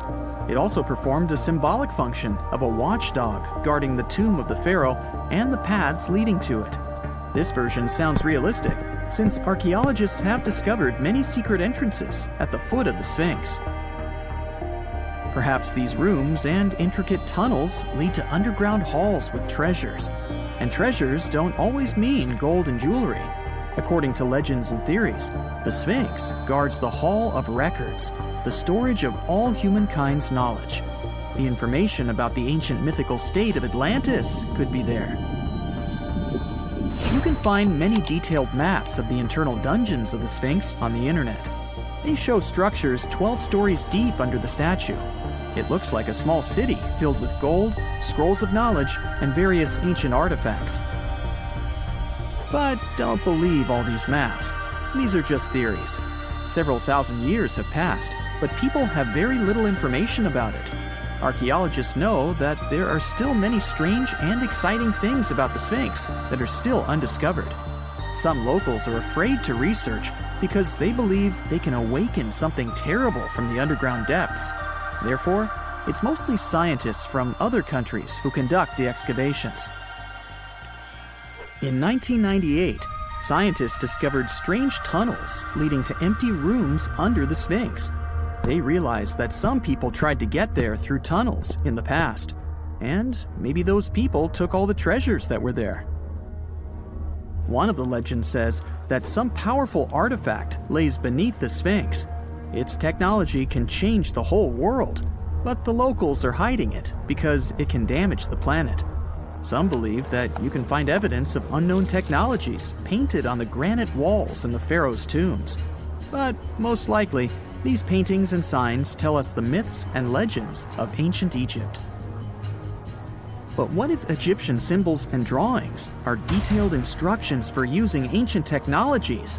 What if the locals that lived at that time thought, people in the future won't be able to get energy themselves. Let's leave some detailed instructions for them. Anyway, there are many riddles and theories. In reality, the search for answers is a dangerous undertaking, since it's not easy to get into the underground halls. Excavations can ruin the structure of the entire Sphinx. Any person inside the tunnels may get lost and never be able to find their way back. Besides, it costs a lot of money. Now, what would be awesome is if people could invent some device that could scan underground areas and show their detailed models. A thermal spa is not a fancy modern way to relax. I'd say it's a fancy old-fashioned way to relax. The city of Bath in South England has its name, yep, you guessed it right, because it had baths. In the 1st century AD, the Romans started using natural hot springs there as a thermal spa. In the Middle Ages, Bath became an important wool industry center that had those famous hot springs, and by the 18th century, the whole city became an elegant spa resort. Even though there's the city of Bath in England, it's not the place where Roman baths originated. Roman baths are from Rome. Yeah, sounds quite logical. There was also a tradition behind those baths. Some people threw various objects into them. There could be brooches, bracelets, or even vases or vases. These were gifts to the goddess Minerva, thrown to honor her. So, a whopping amount of coins was once found in one Roman bath, about 12,000. Sounds impressive, but another attraction in Rome easily beats even this crazy number. I'm talking about the Trevi Fountain. On average, people toss over $3,000 there. Nope, it's not a monthly or even weekly amount. That's what travelers toss there per day. I'd rather not calculate that, but there's one thing I know for sure. The Trevi Fountain earns way more than I do. By the way, one guy named Roberto Circella has been fishing those coins out with a magnet for 34 years and could get up to $1,000 per night. He was only arrested in 2002 when the city authorities stopped turning a blind eye to him. Today, the money is collected by the city workers and sent to charity. It's not that the Roman baths only had a sort of a pool to swim in. They featured some hot rooms sometimes, so they resembled modern saunas in a way. There was one super hot room heated by a special system located underground. This room was called the caldarium, and those who wanted to sweat a lot would head right there. As it was heated from beneath, the floors were scorching hot. To protect their feet, people needed to wear wooden, I don't want to call them slippers, so let's call them wooden shoes. Another type of room was called tepidarium. It was cooler than caldarium, and people could have a massage with oil there. Yeah, back in old times, there wasn't a large range of hot rooms, and today, it's all quite different. Some modern spa centers can host up to 8,000 people a day. Like there's a spa center near Munich with almost 2 million square feet of space and 26 different hot rooms. This spa center is considered to be the largest in the world. Now, it's not that the ancient Roman baths only had 2 rooms and both of them were hot. There was also a special changing room called a poditarium. There were no lockers back then, and historians claim thefts in Roman baths were quite common. There was also a gym in those baths. The room was called palestra, and people could exercise there. For example, weightlifting was pretty popular. There were also such rooms as sudatoria and laconica, super dry rooms where people sweated a lot, and natatio, which was basically an open-air pool. Once people had relaxed, bathed, and exercised enough, they headed to the frigidarium at the end of the day. Frigidarium sounds like fridge, huh? Right, it was a cold room with cold baths where the bathers would cool down after hot procedures. We're back to English Roman baths, and sorry to break it to you, but you aren't allowed to swim here, at least now. The problem is that back in the 1970s, dangerous bacteria were found there, and they even caused a fatal disease in a girl who swam there. After that tragic event, everyone was forbidden to swim in those Roman baths. The water was then thoroughly inspected, and it turned out that it was polluted. Plus, there lives a particular species of dangerous amoeba. What's weirder is that the very same baths had been previously used to provide water cure treatments. Those treatments had even been prescribed by the NHS for over 30 years, from 1948 to 1976. Those who want to enjoy safe thermal baths, you've got plenty of options to pick from. For example, you may want to consider traveling to Hungary. This country may be landlocked, but it has an incredible amount of thermal water sources, about 1,300. Its capital, Budapest, alone has 123 sources.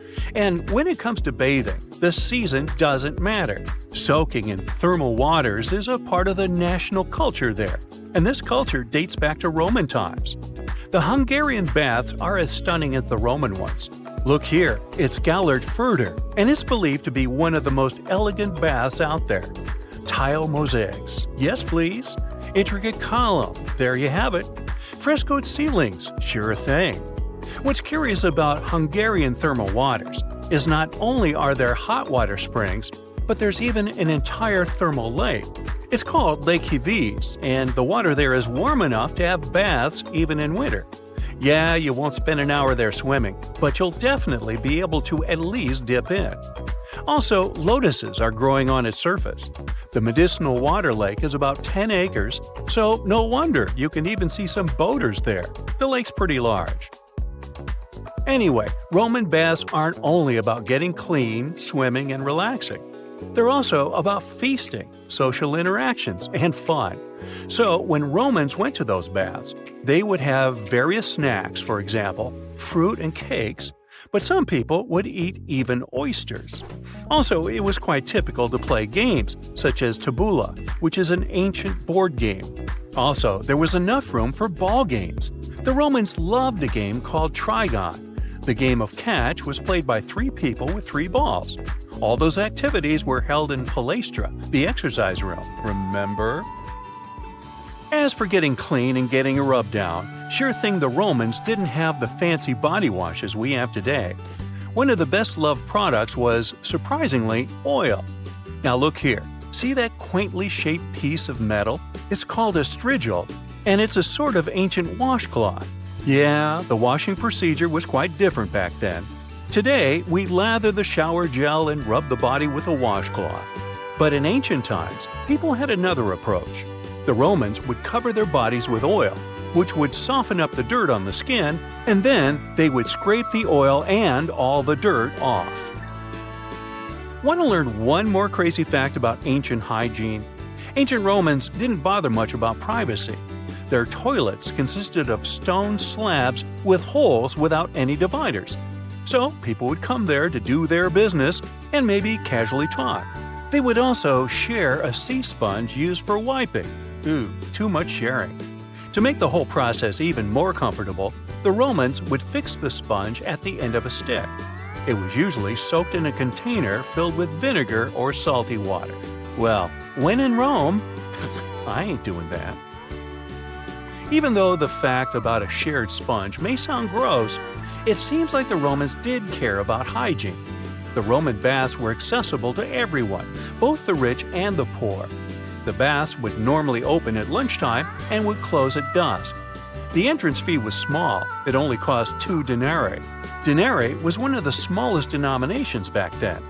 It's hard to say how much it's worth in today's dollars, because it has no monetary value now.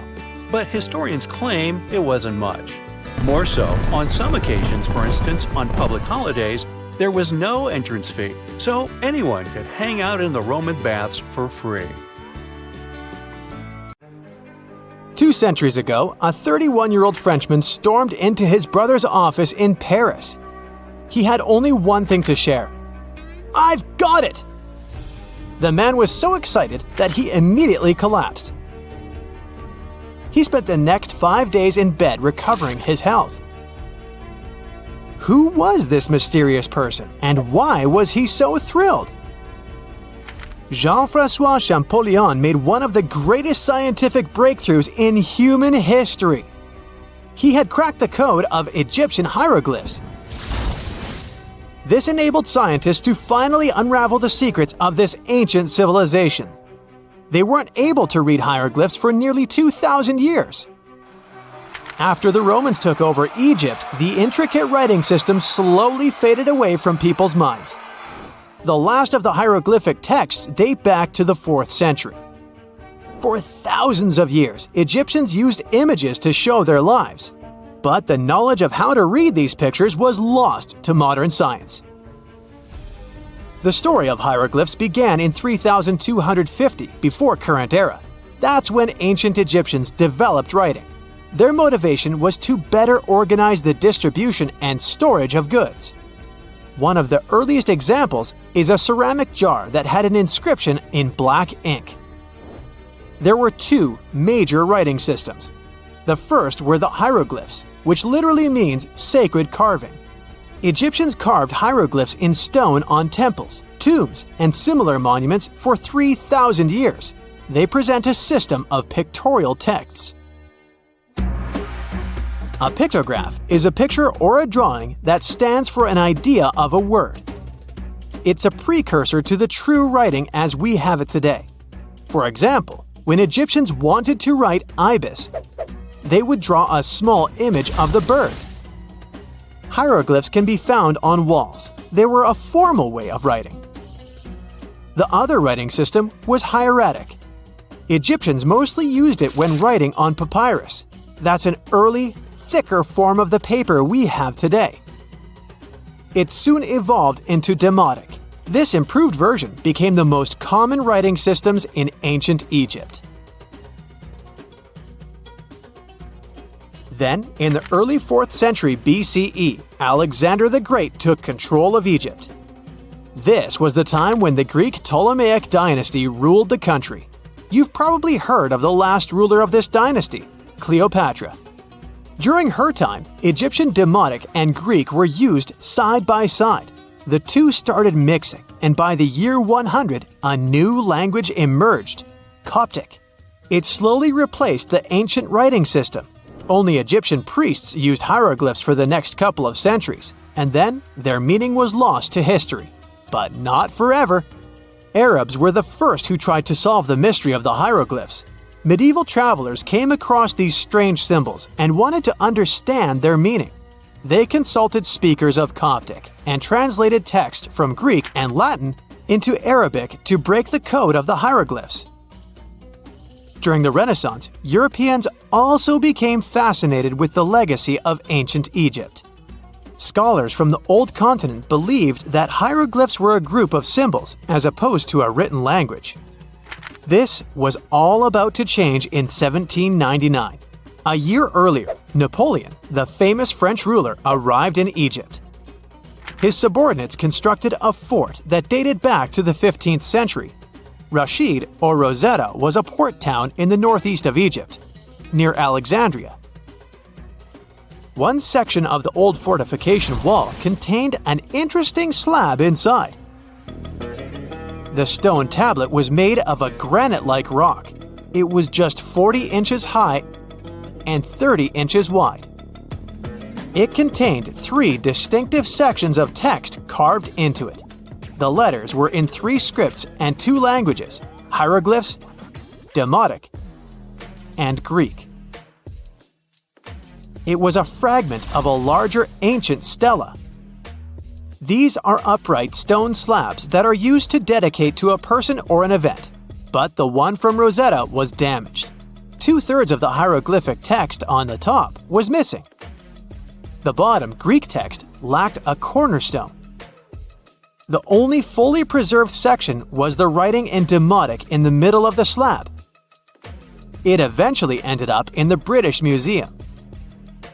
The scientific community was intrigued, and the race was on to decipher it. Prints and casts of the slab went out all over Europe. Scholars already knew ancient Greek, so in theory, this shouldn't have been so hard. The first people who saw the Rosetta Stone thought the process would take 2 weeks. In the end, it took 2 decades. The main issue was the fact that hieroglyphs and spoken ancient Egyptian didn't have a connection anymore. Scientists didn't know what sounds the letters on the slab corresponded to. Imagine if English disappeared 1,000 years in the future. Then someone finds a tablet with the word dog. At first, they wouldn't know how to read the word or the individual letters. Even if they figured out how to pronounce the word, they wouldn't know its meaning. This is what linguists were dealing with in the case of the Rosetta Stone. The careful study of the artifact produced another find. The texts weren't direct translations of each other. They both described the same event, but in different words. It was like you saw a movie with 2 friends, and then all 3 of you wrote different reviews about it. The original text was probably in Greek, but the translators added extra words to make it sound more Egyptian. An English physician and physicist, Thomas Young, made the first great breakthrough. He knew that the name Ptolemy appeared several times in the text based on the Greek translation. This wasn't an Egyptian name, so it was impossible to represent it with a single image. The only way to spell out this Greek name was to use symbols that sound like it when produced. This is called transliteration, and we have it today as well. This is how foreign-sounding words are written down in Chinese or some Slavic languages. Young focused on sets of hieroglyphs in oval frames. These are called cartouches.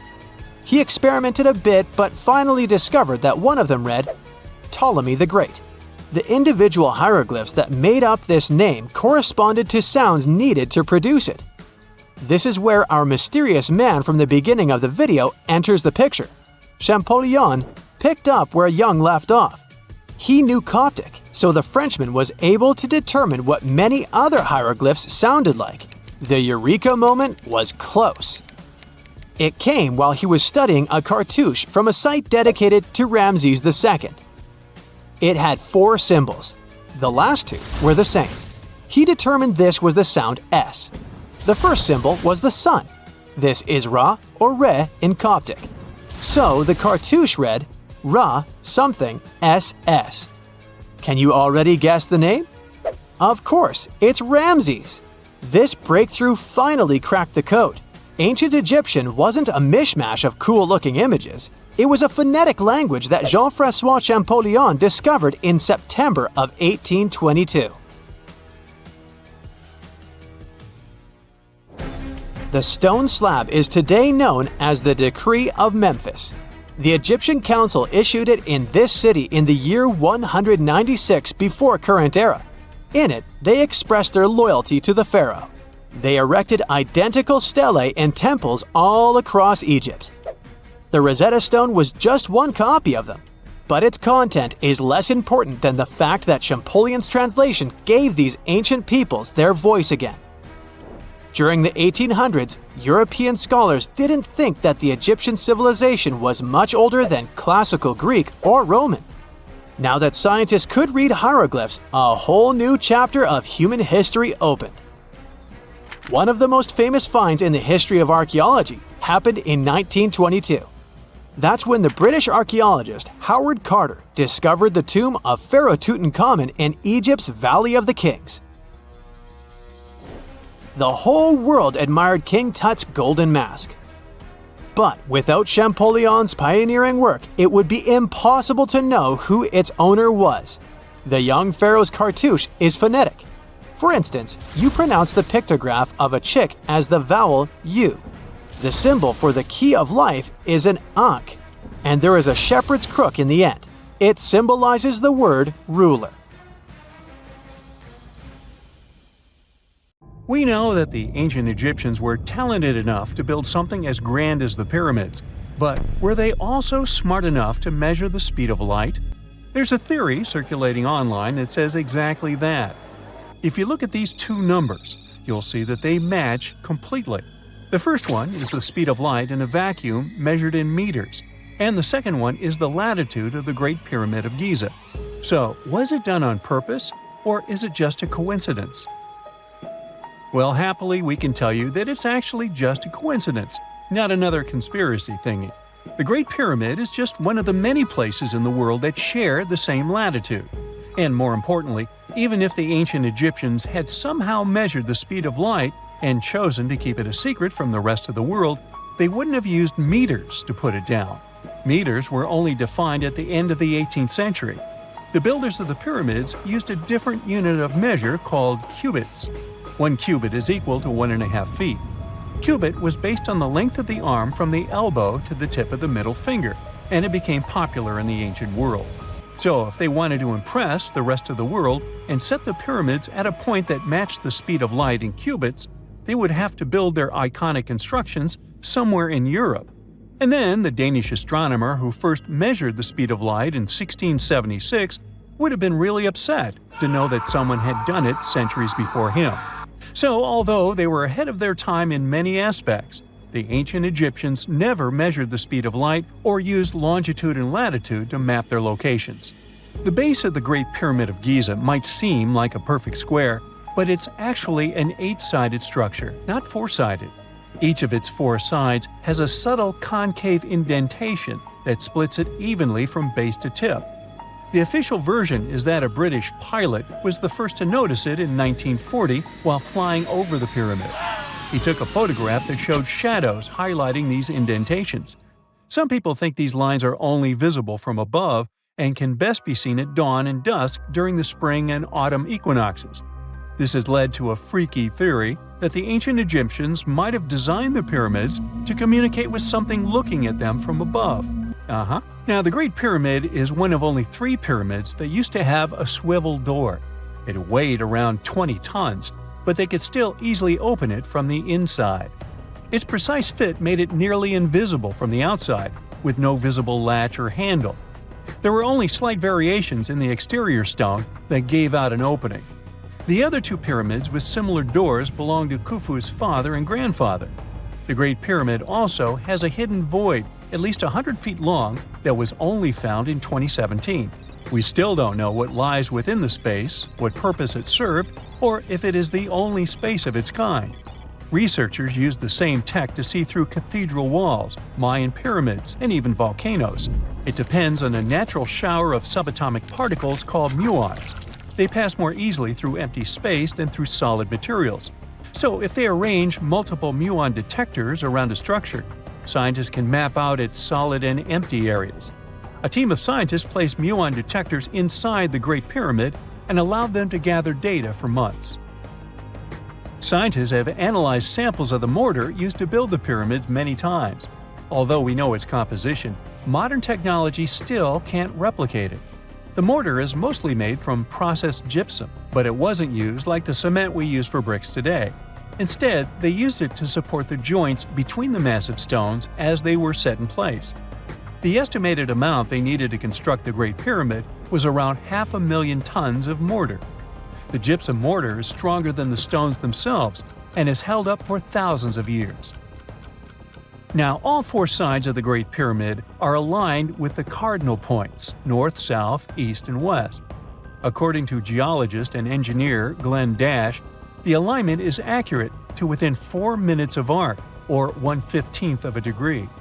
The architects managed to achieve this without modern tools like drones, blueprints, or computers. Many researchers try to explain this construction miracle. Maybe they used the pole star or the sun's shadow. Dash recently proposed a new, simpler idea. The Egyptians might have used the autumnal equinox to align the pyramids. It happens twice a year when the Earth's equator passes through the center of the sun's disk, making day and night nearly equal in length. To test his theory, Dash conducted an experiment on the 22nd of September 2016, the first day of the fall equinox. He used a special rod the Egyptians had to cast a shadow and tracked its tip at regular intervals, forming a smooth curve. By connecting 2 points of the curve with a taut string, he created an almost perfect east-west line. Dash noted that on the equinox, the shadow's tip runs in a straight line, nearly perfectly east-west, and with a slight counterclockwise error. There's a similar error in the pyramids. Although his experiment was conducted in Connecticut, Dash believes that the same method would work in Egypt. All the ancient Egyptians needed was a clear, sunny day. They could determine the fall equinox by counting 91 days from the summer solstice. But they left us few clues, and no engineering documents or architectural plans have been found that explain their methods. So they might have mapped shadows, but it's not definite. Now, scientists have long wondered how heavy stone blocks were carried to the pyramid sites, and they might finally have an answer. A research team from the University of North Carolina, Wilmington, has discovered that 31 pyramids are likely to have been built along a long-lost ancient branch of the River Nile. It's now hidden under desert and farmland. For many years, archaeologists have thought that ancient Egyptians must have used a nearby waterway to transport materials, equipment, people, and whatever else they needed to build the pyramids on the river.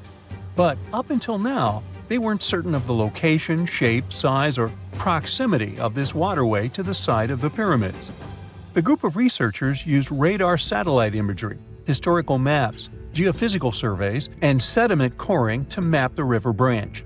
They believe it was buried by a major drought and sandstorms thousands of years ago. The team managed to go below the sand surface and get images of some hidden features thanks to radar technology. They found hidden rivers and ancient structures running at the foothills of where most of the ancient Egyptian pyramids lie. The discovery of this extinct river branch helps explain the high pyramid density between Giza and Lisht, in what is now an inhospitable area of the Sahara Desert. Now, Egypt isn't the only country with the most pyramids in the world. The champion's title here goes to its southern neighbor, Sudan. It has between 200 and 255 pyramids, compared to Egypt's measly 138. They were built by members of the Kingdom of Kush, an ancient civilization that ruled the lands along the Nile River many years ago. They started erecting pyramids around 500 years after the Egyptians had stopped doing it. Their pyramids are much smaller than the Egyptian ones, but were built for the same purposes. Archaeologists are still working to find out how the pyramids in the Sudan were built, how long it took to complete them, and what happened to their society. How do you imagine ancient megaliths? Perhaps Stonehenge in England or the Great Pyramid of Giza in Egypt come to mind. They've become household names. Millions of people visit these sites every year. But thousands of miles away from such tourist hotspots, there is a mystery. Ruins of a city that is several hundred years old. And it doesn't sit in a desert or on a grassy plain. Its former inhabitants constructed it on a coral reef in the middle of the Pacific. The tiny island nation of Micronesia lies between Hawaii and the Philippines. The country is composed of 600 islands and islets. Because of its remote location, very few people visit Micronesia.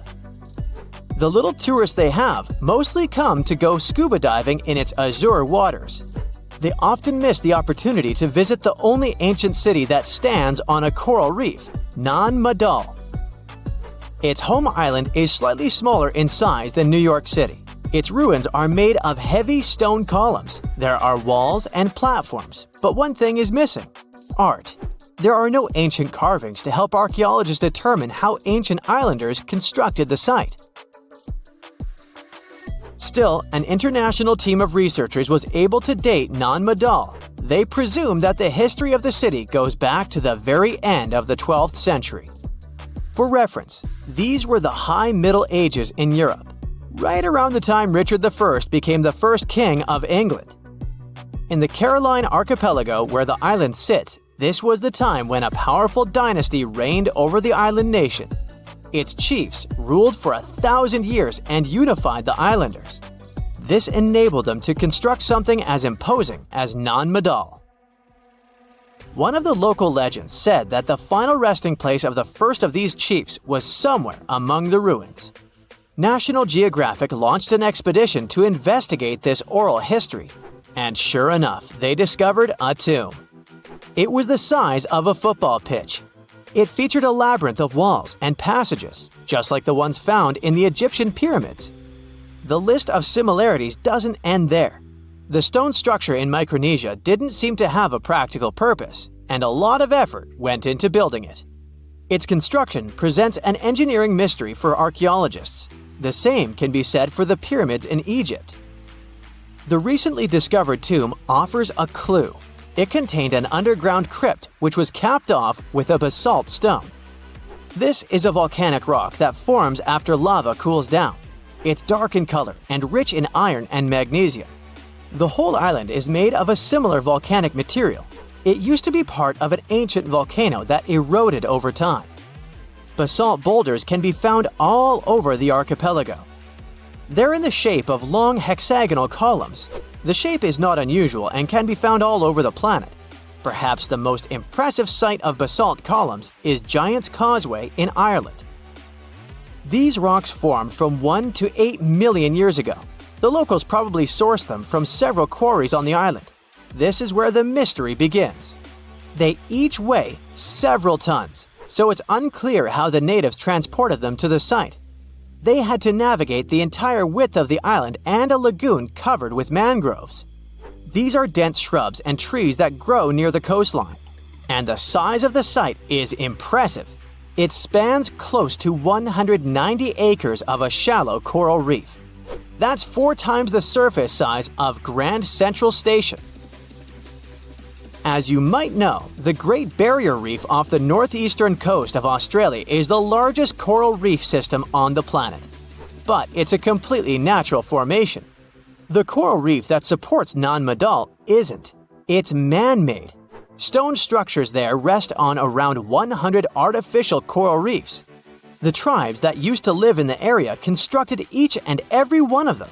They stand at a height of about 3 feet above the waterline. Archaeologists were amazed by the clever building technique.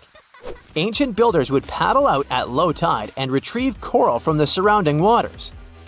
The conditions for it to grow fast here were perfect. Then, they placed parts of the coral inside underwater frames of stone. Once the first level was filled in, they added another row of stones and repeated the process. This allowed the foundation to rise above the water level. These islets were crisscrossed with tidal canals. The site had 12 walls to protect it against the sea. Harbors today still have similar breakwaters. The general layout of Nan Madal earned it the nickname the Venice of the Pacific. The coral base was strong enough to support the weight of all those basalt columns. Some estimates reveal that all the stones used in the construction weighed 250 million tons. This makes sense when we look at the largest monoliths on the site. These are massive stones that can be both artificial and naturally occurring. An individual cornerstone from the city walls weighs close to 55 tons, and there are several of them stacked on top of each other. The wall they form is higher than a telephone pole. In 1995, the Discovery Channel did an experiment for a special on Nan Madal. They constructed bamboo rafts to test how the ancient builders moved stones around. They were a fraction of the width of the real monoliths. The rafts sank almost immediately. The site's been sitting uninhabited for centuries now. The island's first settlers came by sea around the 1st century. Historians believe they arrived from the nearby Solomon or Vanuatu Islands. The city became a regional administration center at the end of the 11th century. Its heyday is associated with the powerful ruling dynasty. It lasted for nearly 5 centuries. European traders knew about the island for a long time. In the mid-19th century, the Spanish established schools there. In 1873, a Polish anthropologist was the first to systematically explore the ruins of the city. He found heaps of coral, simple bracelets, necklaces, and stone axes. There were also round discs with a hole in the middle that probably served as currency. In modern times, the island became part of Micronesia. Today, the local tribal chief is the supervisor of the ruins. His title dates back to the times of Nan Madal's builders. But the locals cannot explain how exactly their ancestors erected the stone structures. The country's former top archaeologist was once quoted saying, "We don't know how they brought the columns here, and we don't know how they lifted them up to build the walls." Researchers from around the world were determined to get to the bottom of this mystery, quite literally. In 2019, an American team of scientists performed the first ever LiDAR scan of the site. This type of radar uses laser wave pulses to scan under the surface of the Earth. This allows the technicians to create a 3D image of the ground below. The scan revealed a complex irrigation system on the tiny island. This probably explains how ancient Micronesians were able to supply the nearby settlements with drinking water. When it comes to food, it was probably boated in. According to the local population, historians estimate that at the time of the city's construction, 20 to 30,000 people lived on the island. In 2016, UNESCO inscribed Nan Madal as a World Heritage Site. The future of the city is uncertain because of the state the waterways are in. They're overgrown with mangroves. The vegetation is undermining the existing structures, and more can be done to promote the place as a tourist attraction. The site gets about 1,000 visitors annually. Compare that to 50,000 people who visit Easter Island each year. Both destinations are pretty far away from the nearest mainland. The distance from Nan Madal to California is more than twice the length of the Mississippi River. Have you heard of Göbekli Tepe? It's an ancient site in Turkey that literally made historians rewrite history books. Over 11,000 years ago, a group of prehistoric humans crafted an enigmatic masterpiece that's even older than Stonehenge.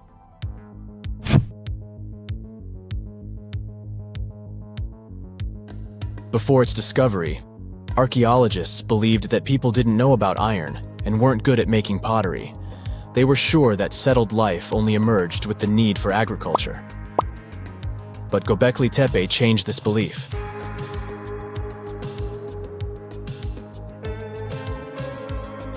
The place has revealed that it was the temple that paved the way for a settled life, not agriculture. Until this discovery, researchers believed that farming was the catalyst for sedentary living. Meet Professor Schmidt, the guy whose findings changed this theory. He managed to prove that hunter-gatherer communities laid the very foundations of this way of life.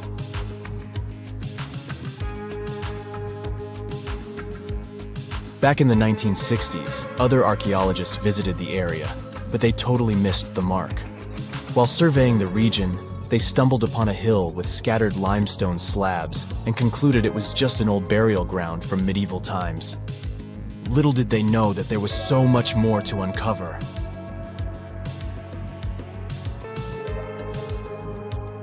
In 1994, Schmidt embarked on his own survey of prehistoric sites in the area. Surprise! He instantly realized he had discovered something truly extraordinary. Unlike the nearby flat and barren plateaus, Göbekli Tepe had a gently rounded top, rising 50 feet above the surrounding landscape. Funny enough, the translation of this place's name is Potbelly Hill. Schmidt was sure only humans could have made something like this.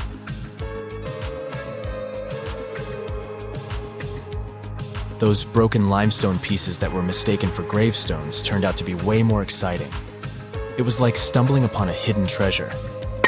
The pieces took on a whole new meaning, and Schmidt with his team was about to dive into the secrets waiting beneath the surface. To their surprise, they found no traces of a settlement, no hearths for cooking, no houses, and none of those adorable clay figurines commonly found in nearby sites of similar age. However, they uncovered that those ancient people used tools like stone hammers. So, Schmidt and his team put their heads together and took a wild guess at the age of Göbekli Tepe's stone structures. Their estimation got backed up by some limited carbon dating done right at the site. The ancient vibes of this place were finally starting to make sense. It was like a puzzle slowly coming together.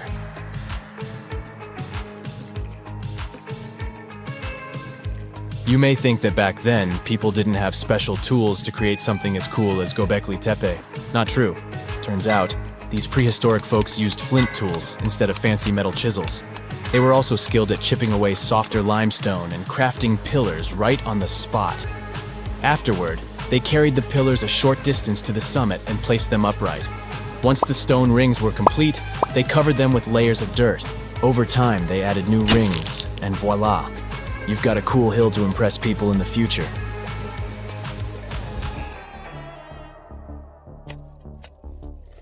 During their first year of excavation, the team went through 15,000 pieces of animal bones from wild creatures. These people didn't have pet animals or grow their own food. They hunted wild animals for their meals. But things were about to change, because the place had everything they needed to start farming. Scientists say they had wild sheep and wild grains that could be domesticated. And guess what? Just 20 miles away, geneticists found evidence of the world's oldest domesticated strains of wheat at a prehistoric village.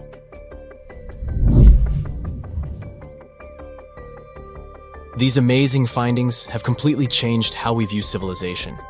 In the past, experts believed that people needed to learn how to farm and settle in one place before they could build temples and develop complex societies. But guess what? Schmidt's research flips that idea on its head. He claims that the incredible effort put into constructing these astonishing structures actually set the stage for the development of advanced societies. It means that societal and cultural changes happened before agriculture. Schmidt has this fascinating hypothesis about Göbekli Tepe. He thinks it could have been a special burial site where people left their loved ones. And here's the twist. The burial site was adorned with fancy statues and symbols representing deities from the spiritual realm. The idea that Göbekli Tepe could have served as a sacred place adds another layer of complexity to the whole story. While the site's true purpose may remain elusive, Schmidt's insights invite us to consider the profound interplay between life and the afterlife, and the deep reverence ancient hunter-gatherer societies may have had for their departed ancestors. Now let's talk about the stars of the show, the mesmerizing T-shaped columns that dominate Göbekli Tepe. These mysterious structures range from 10 to 20 feet tall and most likely represent stylized human figures. But one figure stands out from the rest, the three-dimensional lion relief. This depiction really fires up our imagination. Why? Because it hints at the possibility that lions roamed Anatolia during the Neolithic period.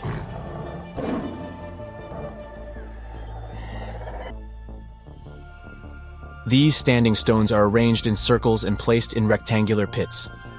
Each circle has a similar setup. Two big T-shaped pillars in the center, surrounded by slightly smaller ones facing inward.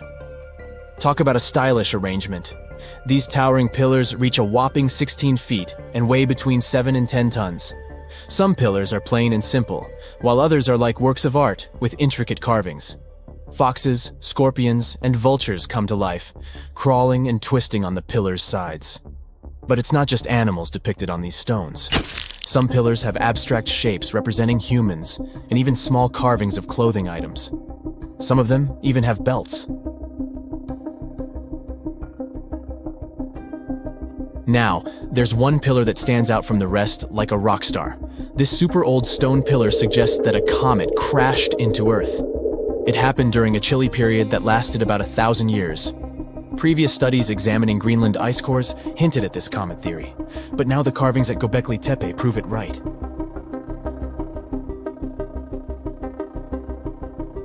The carvings on the pillars are like a historical comic strip. They even show a headless human figure. Researchers fed the images into a computer and discovered their connections to constellations, indicating that this temple might have been an ancient observatory. It's like our ancestors were trying to document this cataclysmic event in their own unique way.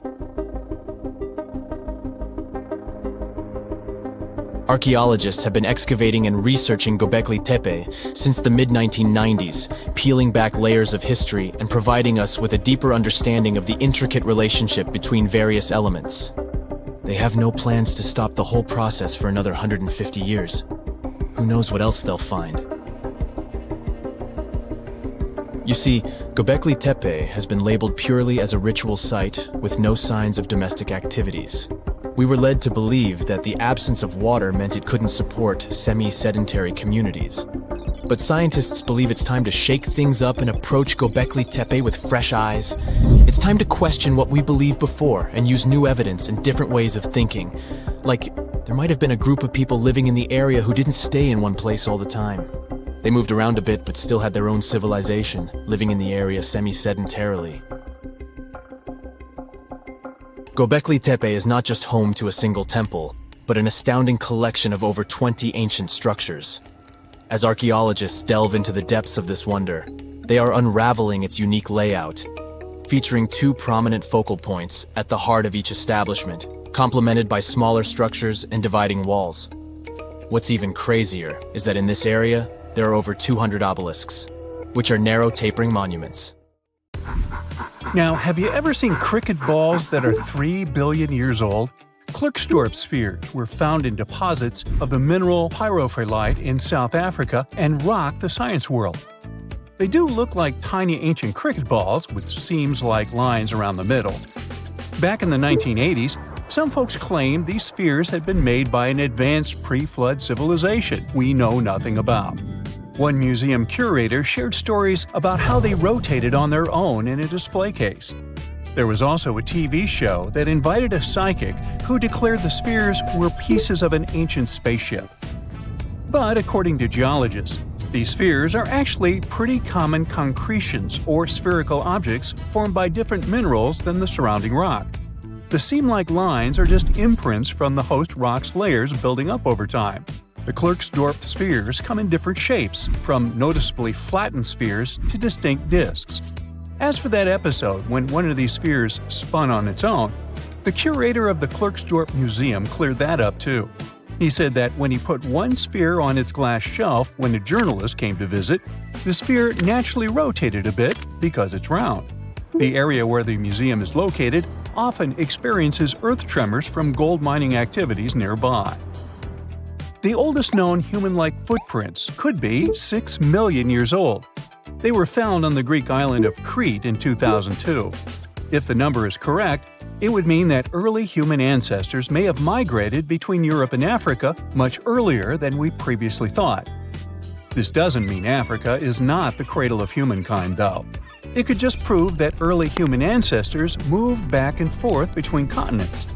Some researchers believe the footprints were left by a bipedal creature possibly related to an early human ancestor nicknamed El Greco. According to scientists who studied them, the footprints have a very human-like shape, with 5 toes and a parallel big toe. Some scientists are skeptical about it and suggest the prints might be from a late European ape. The new study analyzed fossilized marine microorganisms found in the sedimentary rocks to determine the footprint's age and prove it's actually 6 million years. The next amazing find that keeps scientists entertained is the Dorchester pot. It's a beautifully crafted metal vessel with some fancy geometric designs embossed in shiny silver. The pot was discovered in, who could have thought, Dorchester in 1852 under quite unusual circumstances.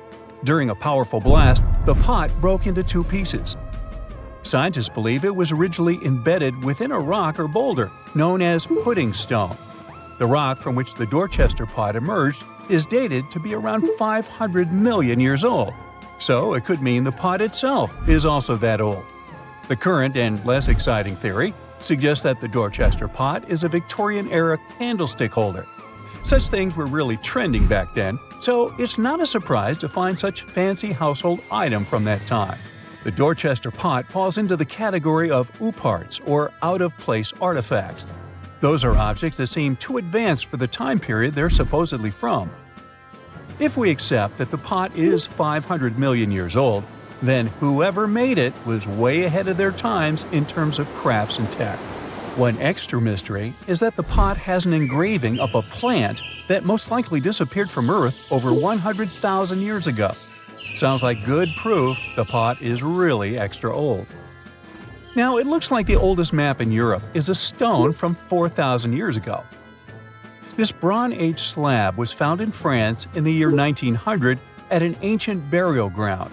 The carvings on the slab show in 3 dimensions the River Odey network with a fantastic accuracy of around 80% over an 18-mile stretch. There are other stone-carved maps around the world, but this one is unique because it shows a specific area to scale. Looks like the slab's carvings don't just map rivers and hills, but also settlements, barrow sites, and field systems. Archaeologists say the slab wasn't used for navigation, but rather to symbolize power.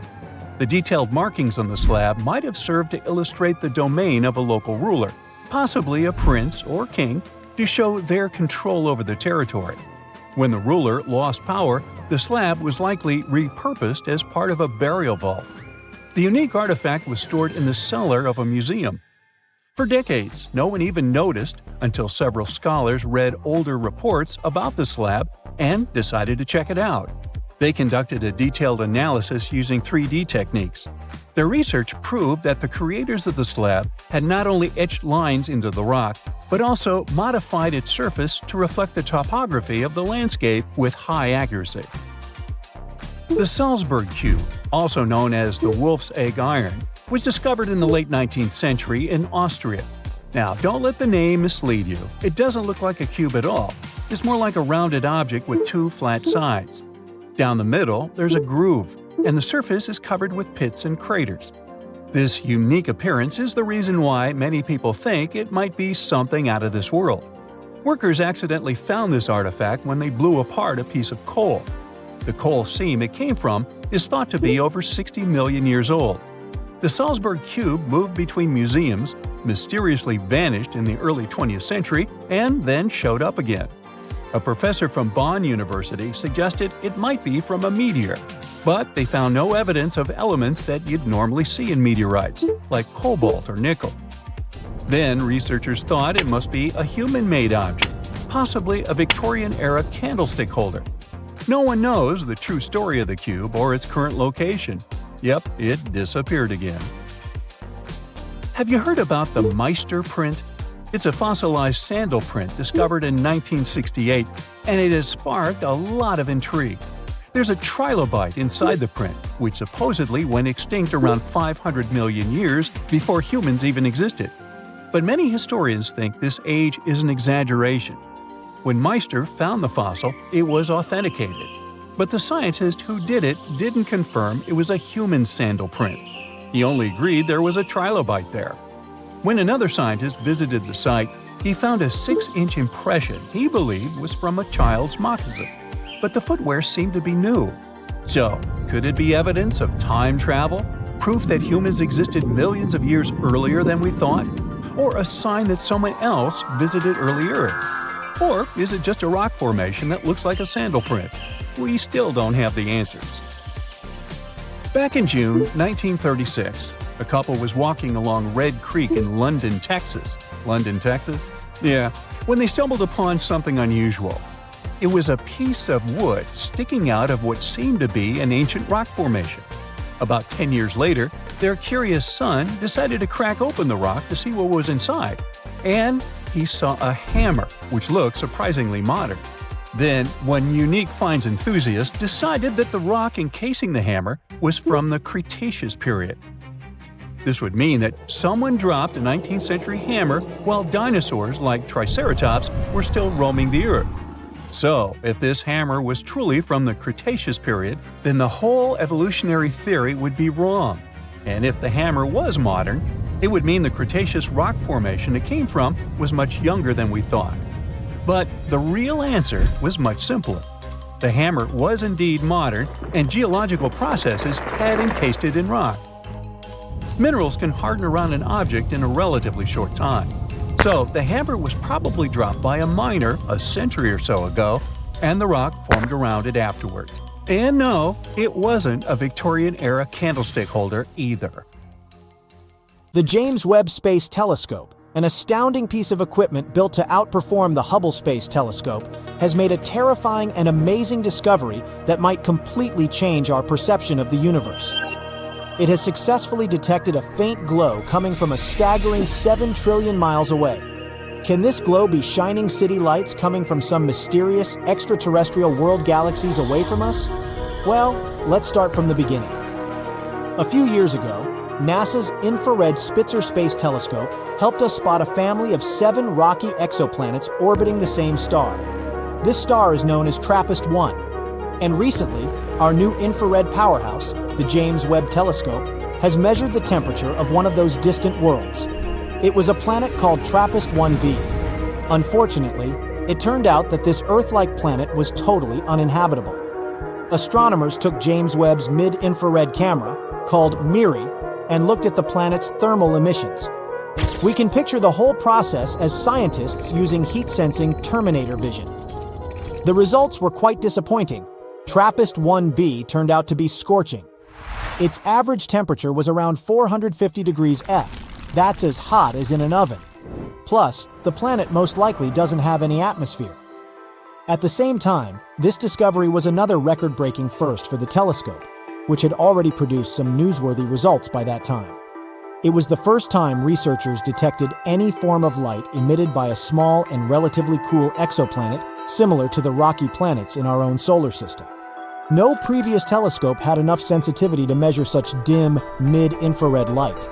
When 7 TRAPPIST-1 exoplanets were first discovered, the astronomical community was ecstatic. That's because all those faraway worlds were about the size of our home planet and located in their star's habitable zone. It's the region that is just the right distance away from a star for liquid water to exist on a planet's surface. Thus, the planetary system became the best place to look for rocky planets with an atmosphere. But don't get too excited yet. These planets aren't likely to become new worlds for humans to explore, mostly because the TRAPPIST-1 planets are totally out of our reach at the moment. They're just too far away, at a whopping 235 trillion miles away. Their star is also much smaller and redder than our Sun. It's classified as an M-dwarf star. In our home Milky Way galaxy, there are twice as many of such stars as there are stars like the Sun, and they're also twice as likely to have rocky planets orbiting them. It's probably not surprising that astronomers are very interested in such stars. They're the main targets for seeking potentially habitable planets, and it's also way easier and more convenient to observe rocky planets around such smaller stars. But there's a catch. M dwarfs are more active than our Sun. They frequently flare and spew high-energy rays which are likely to be extremely damaging to planets' atmospheres and any forms of extraterrestrial life. When researchers examined TRAPPIST-1b before, their observations weren't sensitive enough to determine whether this world had an atmosphere, or if it was just a barren rock. But now, we know. The planet is tidally locked to its star, which means that one of its sides always faces the star, while the other is stuck in perpetual darkness. The latest simulations suggest that if this planet had an atmosphere, its temperatures would be much lower since the air would redistribute the heat around both sides of the planet. Unfortunately, the James Webb Telescope recorded much hotter temperatures than needed for such a favorable scenario. It indicates the absence of an atmosphere and knocks the planet off our list of possibly habitable worlds. But the main excitement here isn't actually the features of TRAPPIST-1b. The main takeaway is that James Webb is capable of making such kinds of measurements. It'll help us explore the atmospheres and temperatures of many other distant worlds.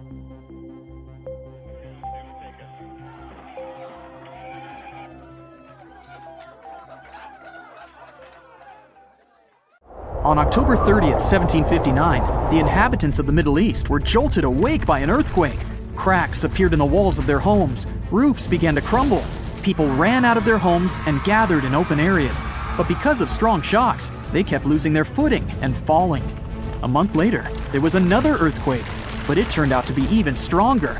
Trees broke, houses collapsed, deep cracks appeared in the ground. The disaster lasted for 2 minutes.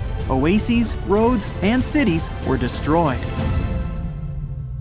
Incredibly, Baalbek's ancient buildings withstood earthquakes. Some historians state that this majestic and mysterious place was built during the Roman Empire, but many researchers disagree. Whatever the truth is, the city is one of the main archaeological phenomena of humankind. The most amazing building of Baalbek is the Temple of Jupiter. The inhabitants of the Roman Empire believed that Jupiter held power over lightning and thunder. The building looked like a platform with 54 columns. A massive roof rested on these columns. Today, you can only see 6 70-foot-high columns. Each of them consists of 3 sections and resembles a pencil. The cores of these pencils were made of lead. This made the columns exceptionally strong. Each of these pieces of stone weighed an incredible 80 tons. That's the weight of 35 Ford Explorer SUVs. Look, this is the largest block in the Great Pyramid of Giza. But compared to the blocks from Baalbek, it doesn't even look that impressive. The foundation under the Temple of Jupiter was preserved. That's how specialists figured out it consisted of about 25 monolithic stones, weighing 450 tons each. It means that the blocks from Baalbek weigh almost 4 times more than the blocks from Egypt. There are 3 more enormous limestone blocks in the foundation. They weigh 800 tons each. This is more than twice the weight of a Boeing 747 plane. Ancient builders must have had a hard time carving such giants from a piece of stone. And after that, they also had to pull them to the construction site and lift them to a significant height. Repeating these logistics would probably turn out to be a nightmare for present-day builders. To do this amount of work, they would need modern equipment. But Baalbek's constructors didn't have trucks, cranes with circular saws, or electricity.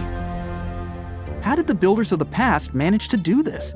Scientists have a theory that includes ropes, winches, and lever systems. Naturally, the engineers of the past made all the gadgets from wood. Around 3,000 feet away from the ruins of the temple complex, there's a quarry. Archaeologists suppose that's where the stones for the construction were cut. They found a block of limestone there. It seemed to be too large even for this incredible place. The monolith got called the Stone of the South. It was 65 feet long and 13 feet wide. The ancient builders didn't have time to completely separate it from its mother rock. A group of scientists from Austria estimated that this piece of limestone weighed more than 1,000 tons. That's like 3 Boeing aircraft or 160 African elephants. There was another surprise awaiting the archaeologists near the Stone of the South. It was the second monolith that weighed more than 1,200 tons. But the ancient builders didn't stop at that. They continued to work. In 2014, in the same quarry, German archaeologists unearthed a block that weighed 1,650 tons. No one has figured out yet why people of the past needed a piece of stone that weighed as much as 125 school buses. It's also unclear how they were going to move this giant and why they didn't finish the job. In any case, this third monolith is the largest processed piece of stone in human history. There are more questions than answers. Some researchers believe that people of the past had high-tech equipment. Others don't think so, but are eager to understand how the builders managed to move those stones. There's a huge number of ancient buildings and artifacts on the planet. Lots of them make researchers scratch their heads. Near the Pyramid of Djoser in Egypt, archaeologists have found a network of tunnels. This place is called Serapeum. It contains 24 sarcophagi, weighing from 70 to 100 tons. The giant boxes are carved from a single piece of granite and covered with heavy lids. The sarcophagi are perfectly symmetrical. To the touch, their walls are as smooth as glass. Even with the current level of technology, this is very difficult to do. But the ancient Egyptians managed this feat. The Lycurgus cup is a priceless artifact and example of ancient nanotechnology. It's made of glass that can change its color. If you put a source of light in front of the cup, it turns green. If the light is behind the goblet, it becomes deep red. In this case, the figure of Greek king Lycurgus turns pale purple. Scientists understood how this color change worked only at the end of the 20th century. Through microscopes, they saw nanoparticles of silver, gold, and copper. They had been added to the glass matrix. Thanks to this, you can observe a color change called dichroism. Interestingly, the gold and silver were grounded into a fine dust. It's almost impossible to do this by accident. Most likely, the ancient experts knew for sure what they were doing. Bolivia has a curious place called Puma Punku. It looks as if an ancient giant played there with an enormous construction set. And after the game, they forgot to put the pieces back into the box. But there are no giants, and the huge stone blocks were carved by ancient builders over 1,500 years ago. Some of the rocks weigh 100 tons. The blocks were brought to an altitude of almost 13,000 feet above sea level from the quarry 60 miles away from the construction site. There's no forest in that area. This means the builders couldn't use trees to make wooden rollers. The monument belongs to the Inca civilization. Scientists are sure they didn't know anything about wheels. In 1992, the inhabitants of a Chinese village decided to drain a pond. Their ancestors had been using it to wash clothes and catch fish for hundreds of years.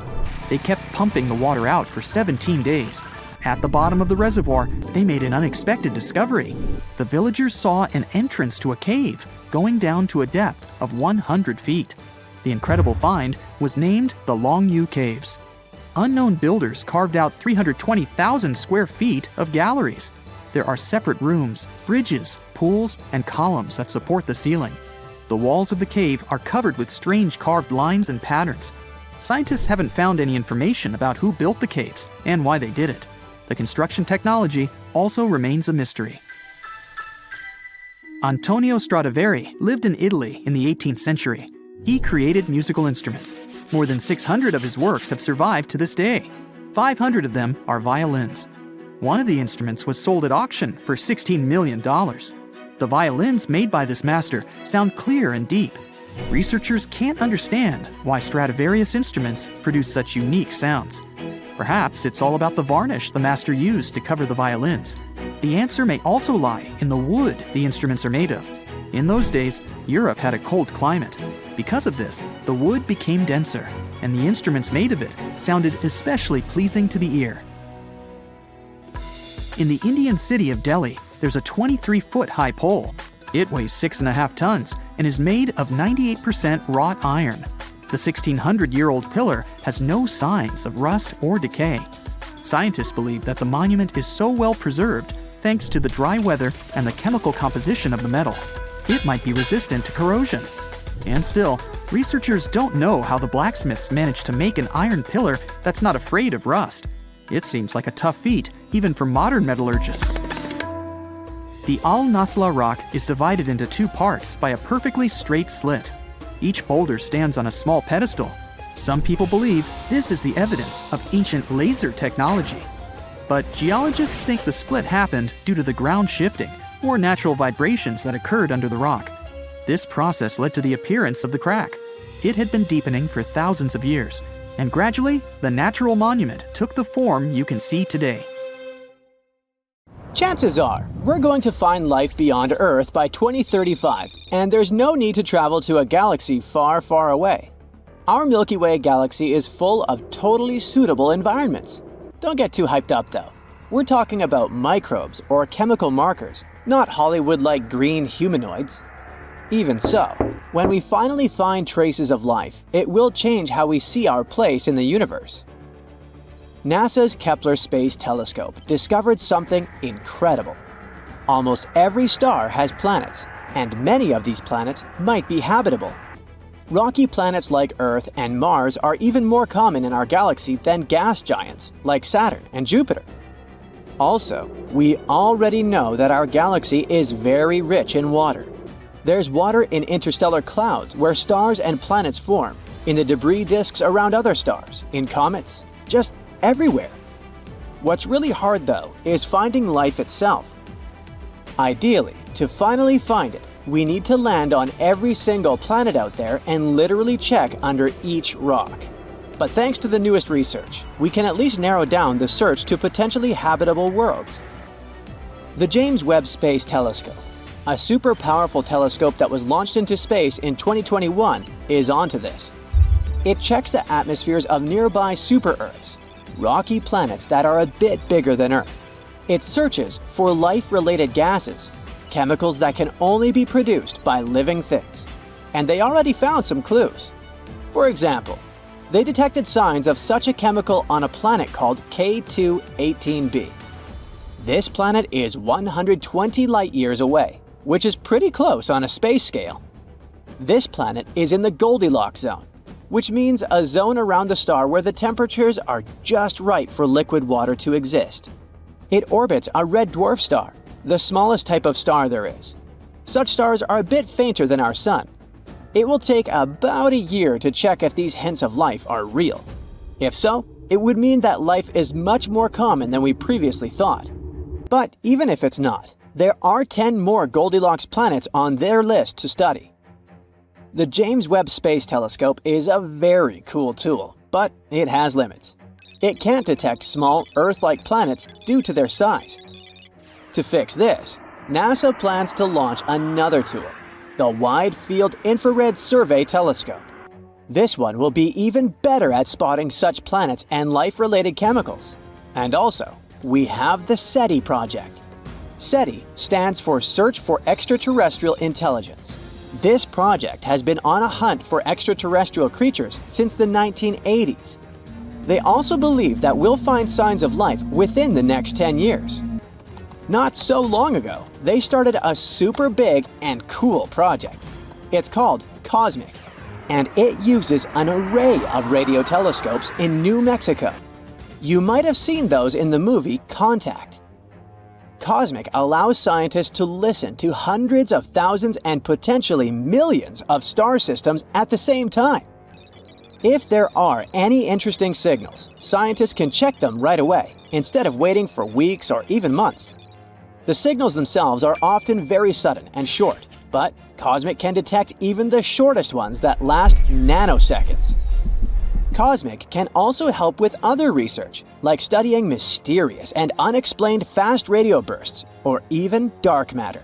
This is the biggest and most powerful tool for searching for extraterrestrial life we've ever created.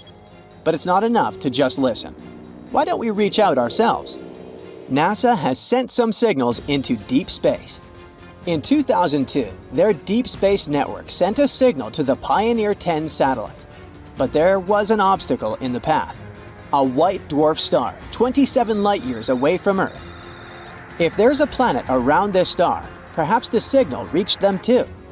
If there are any intelligent species there, we could receive a reply by 2029. The DSN keeps sending powerful transmissions into space. These signals will bump into 222 stars within the next 3 centuries. Maybe someday we'll receive a reply from somewhere far away. But why haven't we received a response yet? There are about 200 billion galaxies in the universe, each with around 100 billion stars. If just 1% of those stars had one planet, that's still 200 quintillion possible planets. And we can narrow it down even further. If the chance of them having life is 1 in a trillion, that would still leave us a few 100,000 planets. So, where is everyone?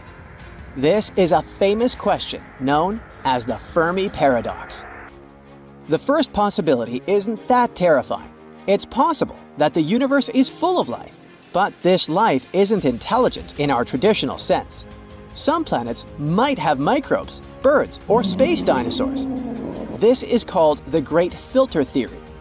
It suggests that there are certain filters that life has to overcome in order to become intelligent, and maybe other species just haven't overcome them yet. Think about it. Life on Earth started in the ocean, then crawled onto land, diversified into many forms, went extinct in massive events 5 times, evolved again, and eventually led to humans. We built societies, developed healthcare, and only then started searching for another life. There's another idea called the Gaian bottleneck hypothesis, which suggests basically the same thing. While it might not be too hard for basic life to start, it's incredibly tough for that life to survive and thrive over long periods. Venus might have had oceans and Earth-like conditions too, but something went wrong.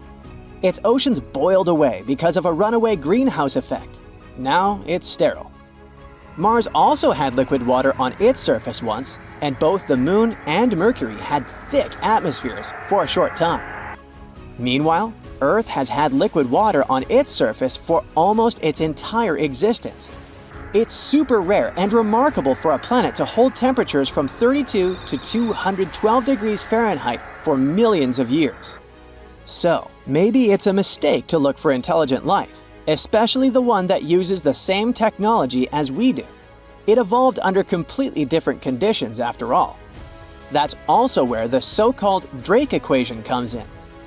It's a formula that gives us a chance to calculate the potential of life becoming intelligent on a planet. To calculate the result, we need to know several variables: how many stars there are, how many of them have planets, the chance of these planets having life, and so on. Unfortunately, we don't know these numbers yet, and the result might be insignificant. But let's assume that there is at least one other intelligent species. Why haven't we met yet? There might be many reasons. Maybe they don't think we're interesting enough, or maybe the problem is with us. Perhaps we keep missing their signals, or maybe we missed the entire species itself. The universe is insanely huge and ancient. It's over 14 billion years old. If we compress Earth's entire evolutionary history into a 24-hour day, life starts at 4 a.m. Dinosaurs go extinct at 11:40 p.m.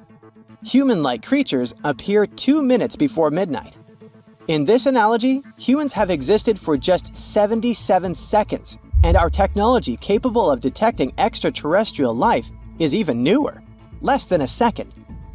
With such vast distances and time spans, the chances of us existing at the same time as other civilizations are slim. If their civilization lasted only a few millennia, we could easily miss them entirely.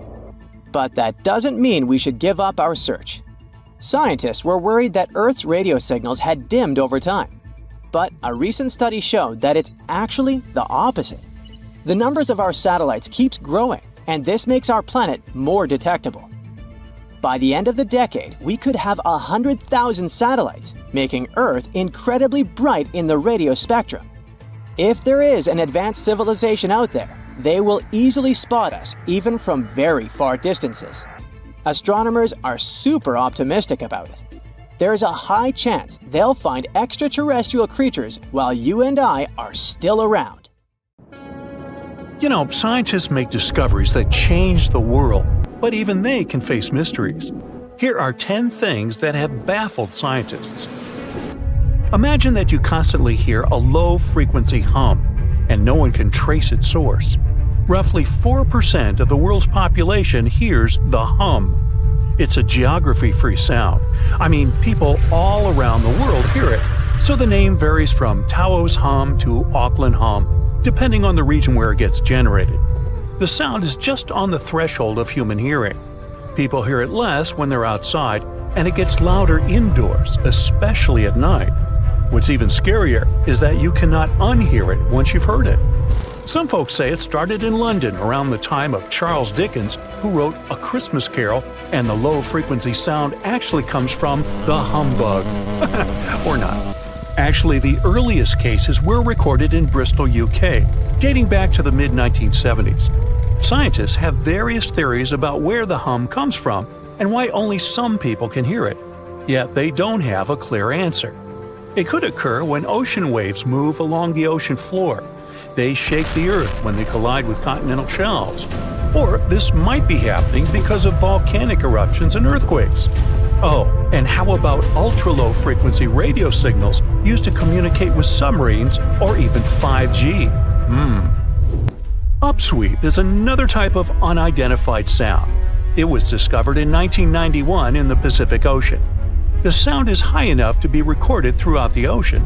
Scientists theorize that the sound could be related to underwater volcanic activity.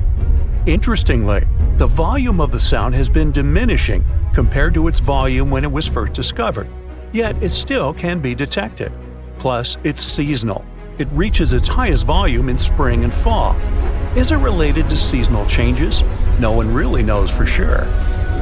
The next mysterious thing is a cone-shaped monument found in the Sea of Galilee in Israel.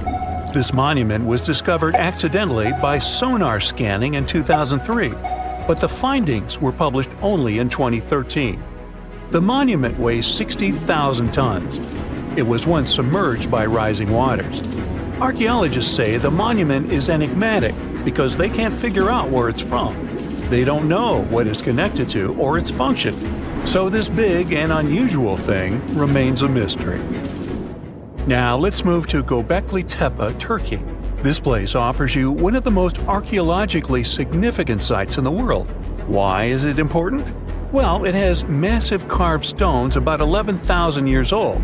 To put it in perspective, they're 6,000 years older than Stonehenge. Ancient people placed these stones before they began farming or crafting metal tools or pottery. So the existence of this place goes against the chronology of civilization we're familiar with, where people farmed first and built second. Apparently, it wasn't like that. In any case, a good question is, what was the purpose of this site? Was it built to worship some spirits? Yep, archaeologists believe it might be the world's oldest temple. Okay, say this with me. Paleolithic noticeum. Yeah, I know it sounds like a chemical formula. This is a living fossil found deep down on the ocean floor. A creature makes these hexagonal burrows, that for sure. Yet scientists can't identify the artists. Now, what do I mean by living fossil? Well, Paleolithic noticeum is a creature believed to produce a burrow nearly identical to Paleolithic fossils. Is it a worm-like animal that made them? Scientists don't know. One thing is clear. This isn't some random stuff created by geological forces. Now, speaking of fossils, take a look at this giant one. Its informal name is Godzillius. It was discovered in 2011 by an amateur paleontologist. This is a scientist who studies the history of life on Earth by analyzing fossil records. Anyway, back to Godzillius. It's almost 7 feet in length and 9 feet tall if you were to measure it upright. This fossil is 450 million years old, coming from the time when Cincinnati was underwater. It might be a fossilized algae mat, but some scientists have different opinions. This is a massive tunnel found in South America. The tunnel is at least 8,000 to 10,000 years old. At first, researchers discovered a couple of colossal burrows. They were enormous and neatly constructed. Geologists were amazed, saying they had never seen such structures before. There's no known geologic process to explain their formation. I mean, researchers have known about the burrows since the 1930s, but back then they believed that these tunnels were just some sort of archaeological construction, until they discovered huge claw marks on the walls and ceiling. They reasoned that some extinct species could be the ones to have left these marks. Many geologists strongly believe they've found the burrows of giant ground sloths and armadillos. The structure is the largest known burrow from the Paleolithic age in the Amazon. Yet experts have many questions. How come such a deliberate-looking structure could form naturally? A researcher then discovered another strange cave. This one was hundreds of miles away from the massive tunnel. Fast forward, there are now more than 1,500 burrows from the Paleolithic age found in Brazil. What's even more interesting is that some of these caves are connected to tunnels that sometimes lead to chambers. I'll continue with a natural phenomenon. What if I told you that every year, especially in October, fireballs appear on the Mekong River in Thailand? According to legends, Naga fireballs are a call for Buddha to return to Earth, and river serpents are the ones making these calls. Well, that's a myth, but what does science say about it? Is it related to a flammable gas? There are no clear answers yet. These fireballs appear to rise from the water. They can go as high as almost 990 feet. They're like fireworks, disappearing rapidly. They typically glow with a reddish or orange color. I'll mention some legends too, because why not? They're thrilling. And it would be a shame not to include the one about the lost city of Atlantis. As you may know, the legend says that Atlantis submerged into the ocean around 11,000 years ago. Since then, not just scientists, but also treasure hunters and philosophers have been searching for the lost world. Could Bimini Road be a trace? In 1968, a diver found strange stones off the coast of North Bimini Island in the Bahamas. The stones look human-made. It's like they were evenly spaced out and laid in an orderly row. It baffled scientists, but not for long. Carbon dating analysis of the blocks revealed that geological forces created the road naturally. There weren't any tool marks or signs indicating that the blocks had been stacked or something. The research is continuing, but yeah, scientists generally believe that the rocks were created by erosion. Well, I guess the time of Atlantis hasn't come yet. Okay, picture this. You're wandering on the beach, and you see dozens of octopuses walking past. In 2017, a group of people from Wales witnessed exactly this. Why did these creatures come out of the ocean? No one knows the answer. The group reported that they had seen 20 to 30 octopi crawling on the sand. The people looked for some signs of injury, but found nothing. They said that they had carried the animals back to the ocean. Interestingly, these creatures kept crawling onto the shore when people were asleep. Experts say that it's hard to be sure of the reason that pushed the animals to the beach without conducting a physical examination. They're still speculating about the reason behind this unusual and rare occurrence. Could it be overcrowding? Furthermore, the octopi were well armed. A separate study points out that the more fishers hunt large animals that feed on octopuses, the more the octopus population grows. Maybe that's why these creatures have to go farther to find food or shelter. But without proper research, these are only theories. There's a lot we don't know about space, too. So here's a bonus fact about the yellowish source of life in the solar system. Scientists have discovered a new type of wave inside the sun. These waves move in the opposite direction to the sun's rotation. Plus, they move super fast, so fast that it's beyond our understanding. Researchers have different theories about the function of the waves. If they figure out their role, this could give them additional insight into the processes happening inside the sun. And yes, the octopi were well armed. Now, how about some surreal hidden places to check out? Grab a flashlight and your backpack, and bon voyage! The trip starts in the mountainous country of Switzerland. You travel to the town of Waltensburg in the eastern part of the country. It's raining and it's very cold, but you still make your way to the bottom part of a mountain, where your first adventure awaits. After climbing up high in the mountains, you see a strangely shaped castle. To get there, you must walk up an extremely narrow pathway. Don't look down, you think to yourself. You tighten the straps of your backpack and manage to walk along the pass. Standing at the door of the castle, you really can't believe what you see. A 13th century fortress built entirely of stone. Today, all that is left of Krafenstein Castle is mainly its ruins, but their condition is good enough to get an idea of what the place looked like back in its glory days. You take your time to explore the castle inside, but honestly, this place gives you the chills and you're ready to move on. The next place on the list is Turkey. A plane and then a car ride later, you arrive in the city of Churum in the northern part of the country. On the outskirts of Churum, you find a valley filled with old, overgrown mountains and see the beginning of the trail you're about to hike. The way is extremely steep, but it leads to a secret door carved in the mountain. Congratulations! You've just arrived at Kapilikaya. The huge door is a massive arched stone that blocks the entrance to a hidden building. Experts think it has existed since the 2nd century BCE. Unfortunately, the huge door won't open, so what's hidden inside is a mystery today. It's guessed that there is a room inside. Some locals say there's a treasure hidden there too, but until today, no one has managed to enter the place to check. Okay, it's time to get moving before night falls. Next, you get the unique opportunity to travel to Ethiopia. Wandering around the city of Lalibela, you stumble upon a huge pit carved in the ground. You approach it carefully, and soon enough, you see a magnificent terracotta building, so richly detailed it leaves you mesmerized. But that's not all. There are 10 other pits just like this one, hiding King Lalibela's 12th century buildings. All 11 constructions are different from one another, yet share a similar recognizable style. They were hand-carved over the span of 24 years, only with the help of chisels, which is unbelievable given that these buildings are up to 50 feet high. That's about as tall as 5 African elephants stacked on top of each other, if you could do that. This unconventional way of construction made them entirely monolithic, meaning they were carved out of just one gigantic piece of rock. Pretty impressive, huh? Once you leave Ethiopia, you grab a flight to southern Italy, right there on the tip of the boot. No hiking is needed here. Whew! Your friend takes you to a site called Sassi di Matera. It's a Paleolithic city carved in the slope of a steep hill. You might feel like you've traveled in time here, as local stone houses and ancient buildings are unlike anything you've ever seen before.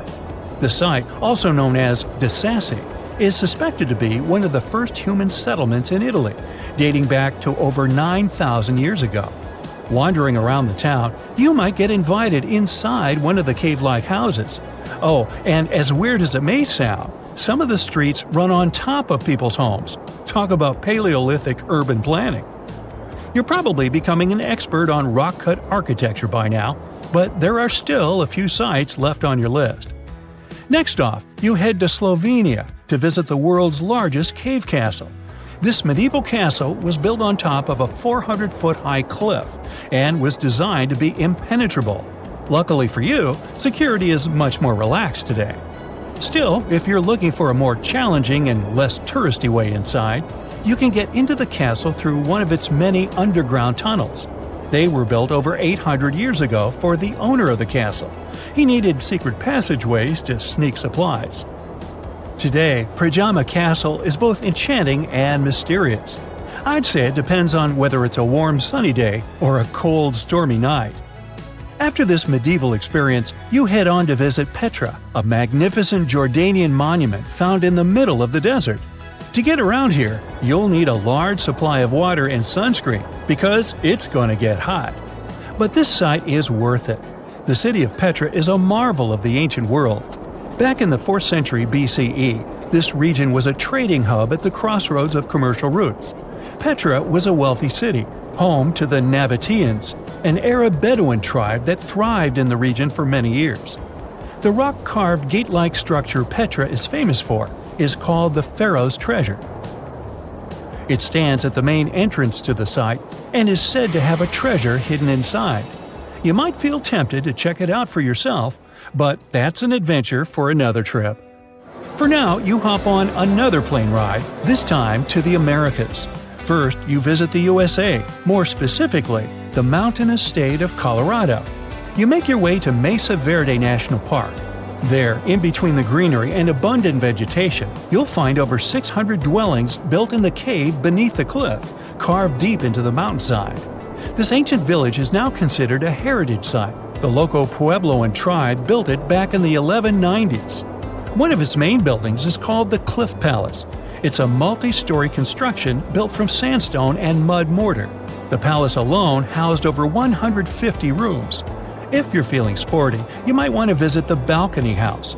To get there, you'll have to climb a 32-foot ladder. You'll get to see a mid-sized village of 38 rooms, including 2 kivas. Those are traditional chambers that were built by the Puebloans for ceremonial purposes. Still, in the U.S., you make your way to the hills of South Dakota. You're there to visit one of the world's most impressive human-made sculptures on Mount Rushmore. What's so mysterious about this place, you might ask? Well, during Mount Rushmore's construction, a 70-foot-long secret tunnel was built behind the head of Abraham Lincoln. The tunnel was supposed to hold all the documents and artifacts important to the United States history. After the designers thought it through, they decided it was better to hide them in a safe box in the floor of the tunnel. The box holds the history of how Mount Rushmore came to be carved, as well as a brief history of the U.S. and the 4 presidents depicted on the mountain. Amazing, right? Now, you're headed down to Machu Picchu, a South American site hidden between the Peruvian mountains. Machu Picchu itself is already a mystery. Researchers still don't know why or even how the ancient Incan civilization managed to engineer the stone-built citadel all the way back in 1450 CE. To get there, you must endure a 3-day hike, reaching the impressive altitude of 8,000 feet above sea level. Or you can get a train, but that's no fun, right? You're here to check on a relatively new discovery. Back in 2010, French engineer David Crespi was taking measurements of the Inca ruins when he noticed a door he had never seen before. It was sealed off by stones. He went back to the site a few months later with an electromagnetic scanner. The scanner, which could detect objects behind walls, showed there were copious quantities of metals behind that sealed door. The researcher contacted the Peruvian authorities requesting to remove the rocks, but they didn't authorize it. As of today, the door is still locked. Whew, this trip was long, wasn't it? Make sure to get some rest, Indiana Jones. Tunnels, metro, underground systems, and even secret passageways to the houses of the rich and famous. Why else do we need tunnels, you may wonder? To hide. Many cities have underground tunnels and even underground doppelgangers. Now let's make it clear. Those passages are normally not connected, contrary to the popular rumor claiming that it was possible to get from Scotland to Turkey using underground passageways built around 5,000 years ago. I mean, it sounds insane even today. Imagine building it back in the day. These tunnels have an official name, the Erdstall Tunnels, and they were most likely built in the Middle Ages. However, we still don't have the exact information about the date. The highest concentration of those tunnels are in Bavaria, Germany, but there are many of them in Great Britain and France too. Erdstall tunnels, a unique type of earthen passage found globally, are characterized by their narrow, oval-shaped corridors and tight choke points, known as schlups, or slip-outs. Despite speculation, their purpose remains a mystery. However, some of those tunnels have fireplaces and even vents, which might mean those were used primarily for shelter. Dating back to the Middle Ages, possibly as early as the 12th century, Erdstall tunnels lack archaeological signs and historical records, so it's not a surprise that there are many rumors about their use. Some scientists are sure those were storage spaces, though their narrowness makes this impractical. Another idea is that they provided hiding spots for farmers during tribal raids. However, their single entry point raises doubts about their effectiveness in evading threats. Now, if you're feeling like Indiana Jones and want to venture into those tunnels, you're in luck. A few structures, like the Erdstall Radkobluken in Austria, welcome visitors to explore these enigmatic structures. Most of them are closed to the public eye, though. The origins of Erdstall tunnels remain largely unknown, just like their real functions. And if you think, hey, it's the 21st century here, we can study pretty much everything, well, you're wrong. What makes these tunnels hard to study are the tight confines. Traditional surveying methods often prove inadequate in such spaces. To solve this problem, scientists use a handheld device that integrates an RGB camera, a gyroscope, and high-resolution depth sensors, allowing them to capture intricate details of the tunnels. They also use modern techniques like 3D surveying in hopes of uncovering the true origins and purposes of those tunnels. One hypothesis even suggests they may have been poorly conceived dwellings, abandoned when their inadequacies became apparent. Still, not everyone quite agrees with this idea. Other theories suggest they served spiritual purposes, while the most intriguing idea speculates that those tunnels may be remnants of extraterrestrial civilizations. Experts believe they may have been used for practical matters, such as granaries or hiding spots from looters. As we don't have exact info on who built it and when, it may be pretty much anyone, even a sloth. Nope, I'm not a lunatic. Sloths can build giant tunnels. Check this out. In 2009, a farmer in southern Brazil was driving his tractor through a cornfield when it suddenly sank into the ground. He quickly discovered he had broken through the top of an underground tunnel. When researchers came to investigate, they found a tunnel around 6.5 feet high and the same 6.5 feet wide, extending about 50 feet long right beneath the farmer's house. When they looked closer, they instantly saw deep claw marks on the walls. That was the proof the tunnel wasn't human-made. So that thing the farmer uncovered was a megafauna paleoburrow, a prehistoric tunnel dug by ancient creatures like giant ground sloths or giant armadillos from over 10,000 years ago. I know, it's hard to imagine those beasts, but let me help you. Take a hamster. Now, increase it to the size of an elephant. Don't forget, this 13-foot-tall hamster could also walk on two legs. During their time, around 15 million to 10,000 years ago, many species of sloths and giant armadillos roamed the Americas, some even digging similar tunnels. Today, many of these tunnels are filled with sediment, though some remain clear, similar to the one the farmer discovered. This 2009 find sparked significant interest, leading to the discovery of over 1,500 paleoburrows across southern Brazil, making it the era with the highest concentration of such sites worldwide. But no one knows exactly why there are so many of them in southern Brazil. While some paleoburrows exist throughout South America, none have been found in North America, which is weird since those huge sloths roamed the entire continent. The exact purpose of these large tunnels remains a mystery, but scientists believe they may have served as nursing spaces, temperature regulation, or hibernation areas. Tunnels likely developed over centuries as successive generations of sloths and armadillos expanded them. Now, let's take a look at fugus. No, not the Japanese fatal delicacy, and no, not a town in New Guinea. To see them, we gotta travel to the UK. So fugus are underground structures too, but they don't look exactly like tunnels. They are dry stone structures. They look as if a cave had been decorated with stones from the inside. There are only around 15 of them found so far, and most of them are located in Cornwall. According to the estimates, those tunnels were built about 2,400 years ago, and they're still in pristine condition, which is truly fascinating. I mean, back in the day, people had no cool machinery whatsoever, yet their structures still last. And if you dare to buy an apartment today, well, chances are you won't be too happy about the quality. Going back to our fugus, there's nothing extraordinary about their supposed purpose. They could be used for spiritual purposes, as a place to hide, or a food storage. The latest application, though, is a bit weird. I guess it's not a secret for anyone that England is famous for its excessive humidity. And if you want to store your food properly, you gotta avoid the humidity at all costs. Otherwise, say welcome to mold and fungi. But ancient people weren't dull-witted at all, or they wouldn't have survived, and you and I wouldn't be around now.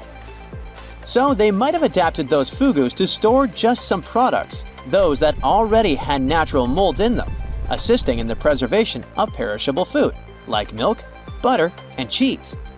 But hey, those are just speculations. The true reason why they were built remains unknown.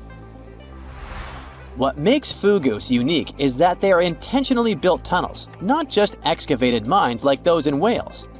They were crafted by digging deep trenches, lining them with stone slabs, covering them with capstones, and then filling over them, all of which took significant time and effort. Still, no matter how hard those were to construct, cities around the globe are often built over intricate tunnel systems, each unique to its location.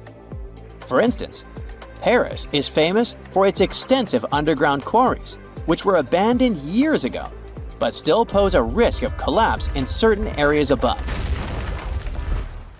London boasts one of the largest tunnel networks in the world, including many that were specifically created for military purposes.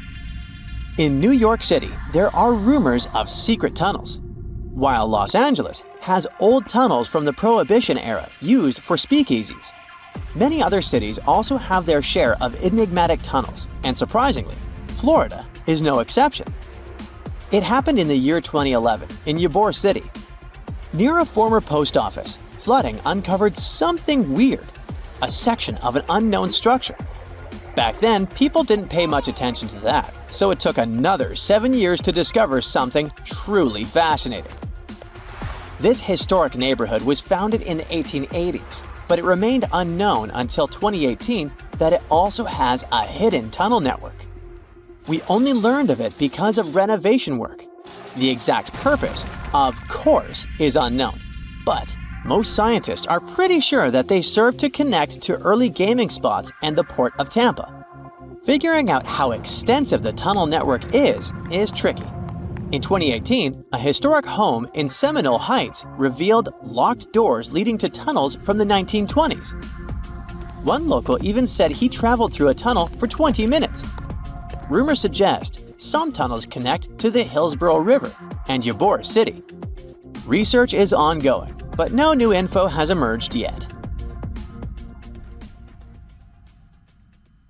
A ship filled with gold and other treasures worth over $13 million was found in the middle of the Namibian desert after almost 500 years. The worker who found it was actually looking for diamonds, but ended up with something way more valuable for history. There were some blocks of copper, some wood, pipes, and elephant tusks. The miners called for an archaeologist, who soon realized it wasn't a disturbed beach like they thought, but a shipwreck. All evidence showed that it was a Portuguese trading vessel, Bom Jesus, that went missing in the 16th century. Experts believe it was a special kind of ship that was bigger, stronger, and better than older ships from Portugal and Spain. These ships were built to take Portuguese explorers on long trips to distant places like India, China, and Japan, and come back with tons of cargo. The Bom Jesus was likely carrying treasures from Lisbon, Portugal, to Western India. But it looks like on its way around the southern tip of Africa, near Namibia, a big storm pushed the ship too close to the shore. The ship hit a rock, tipped over, and broke apart, sinking into the ocean. Archaeologists found treasure from the captain's chest under the water, which probably fell out when the ship's wooden hull broke. They also found pieces of the ship scattered along the shore, likely from the violent storm and later by construction in the area. The storm must have been very fierce, but they didn't find many bones, which means most of the crew may have survived or were lost at sea. The ship was split into 3 sections and incredibly well preserved, thanks to the thick layers of sand that covered it and prevented rot. Archaeologists who studied the wreck discovered over 40 tons of cargo. There were cannons, swords, blocks of metal like lead and tin, fabrics, and tools that sailors used to navigate the stars while traveling across the ocean. The most exciting discovery was 1,845 copper ingots, weighing as much as 16 to 17 tons altogether. Those copper ingots, or pieces of pure metal, are still in great condition because the hull of the ship and layers of sand protected them from ocean water. The scientists even managed to read the trademarks on them on site, and learned they were made by a super wealthy German trading company. There were also more than 2,000 shiny gold and silver coins from different countries, and 105 enormous elephant tusks weighing about 2 tons.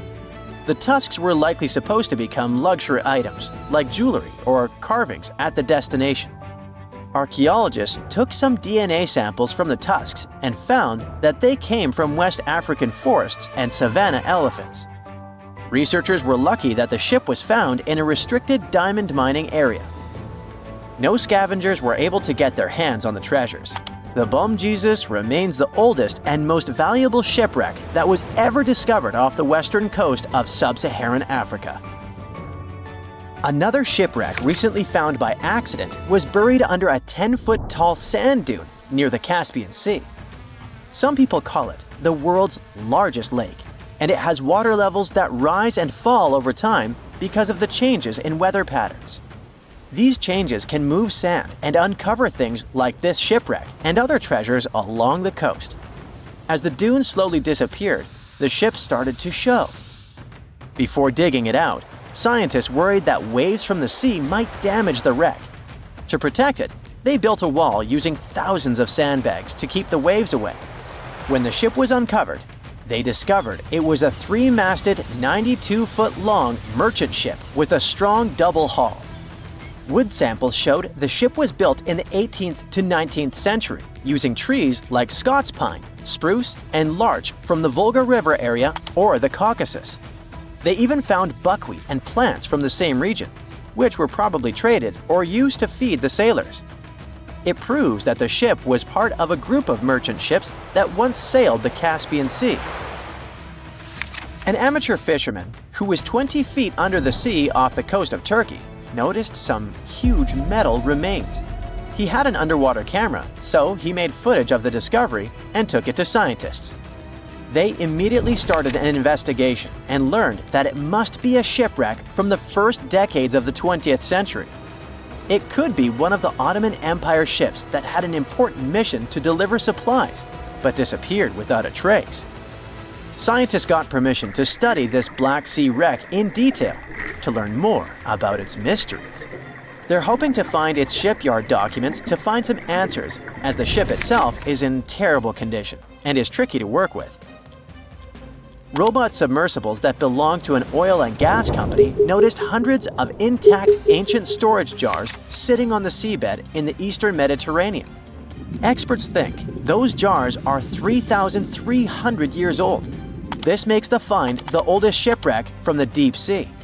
The jugs were probably used to store oil or other agricultural products like fruit. This proves that the people who made them organized maritime trade and had incredible navigational skills. It looks like the ancient mariners managed to traverse the Mediterranean Sea without a line of sight to any coast. All they could see was the horizon, so they must have used the sun and other stars to find their way. Off the coast of Sicily, under 20 feet of sand and rock, archaeologists found a shipwreck so old that they aren't even sure what materials were used to build it. They think the ship is from the 5th or 6th century BCE, which means it's over 2,500 years old. This ancient ship wasn't alone. Researchers also found 2 iron anchors shaped like an upside-down T from around the 7th century of the Common Era and 4 stone anchors from prehistoric times nearby. One of the stone anchors was broken and may have had wooden pieces attached to help it hold on to the seafloor. They figured out that the ship itself was built using the on-shell technique. The wooden planks of the ship were connected so tightly that they could support the ship on their own, with extra beams added just to make it stronger. Sadly, the ship's wooden hull is very fragile now because tiny sea creatures that eat wood have damaged it over the years. Scientists are being extra careful as they study it to make sure it doesn't fall apart. This discovery is such a big deal because it was built during a time when Sicily was super important for trade. Back then, the Greeks and Punics were trying to take control of the seas long before Rome became the ruler of the Mediterranean. By studying this ship, scientists hope to learn more about how people traveled and traded in those ancient times. One more shipwreck, this time off the coast of Kenya. Could be from Vasco da Gama's final voyage. This Portuguese explorer was the first European to reach India by sea around the Cape of Good Hope. Local fishermen discovered the shipwreck in question in 2013. When an underwater archaeologist came to check it out, he found some treasures at the spot: elephant tusks and valuable copper ingots. If this find really has to do with Vasco da Gama, then it must be from the 16th century. It was the year of his third and final voyage to India. Da Gama led a huge fleet of 20 ships, one of which was the São Jorge. Most of the ship is hidden under layers of coral, and a whole team of scientists are carefully digging trenches to find parts of the ship's wooden frame and hull.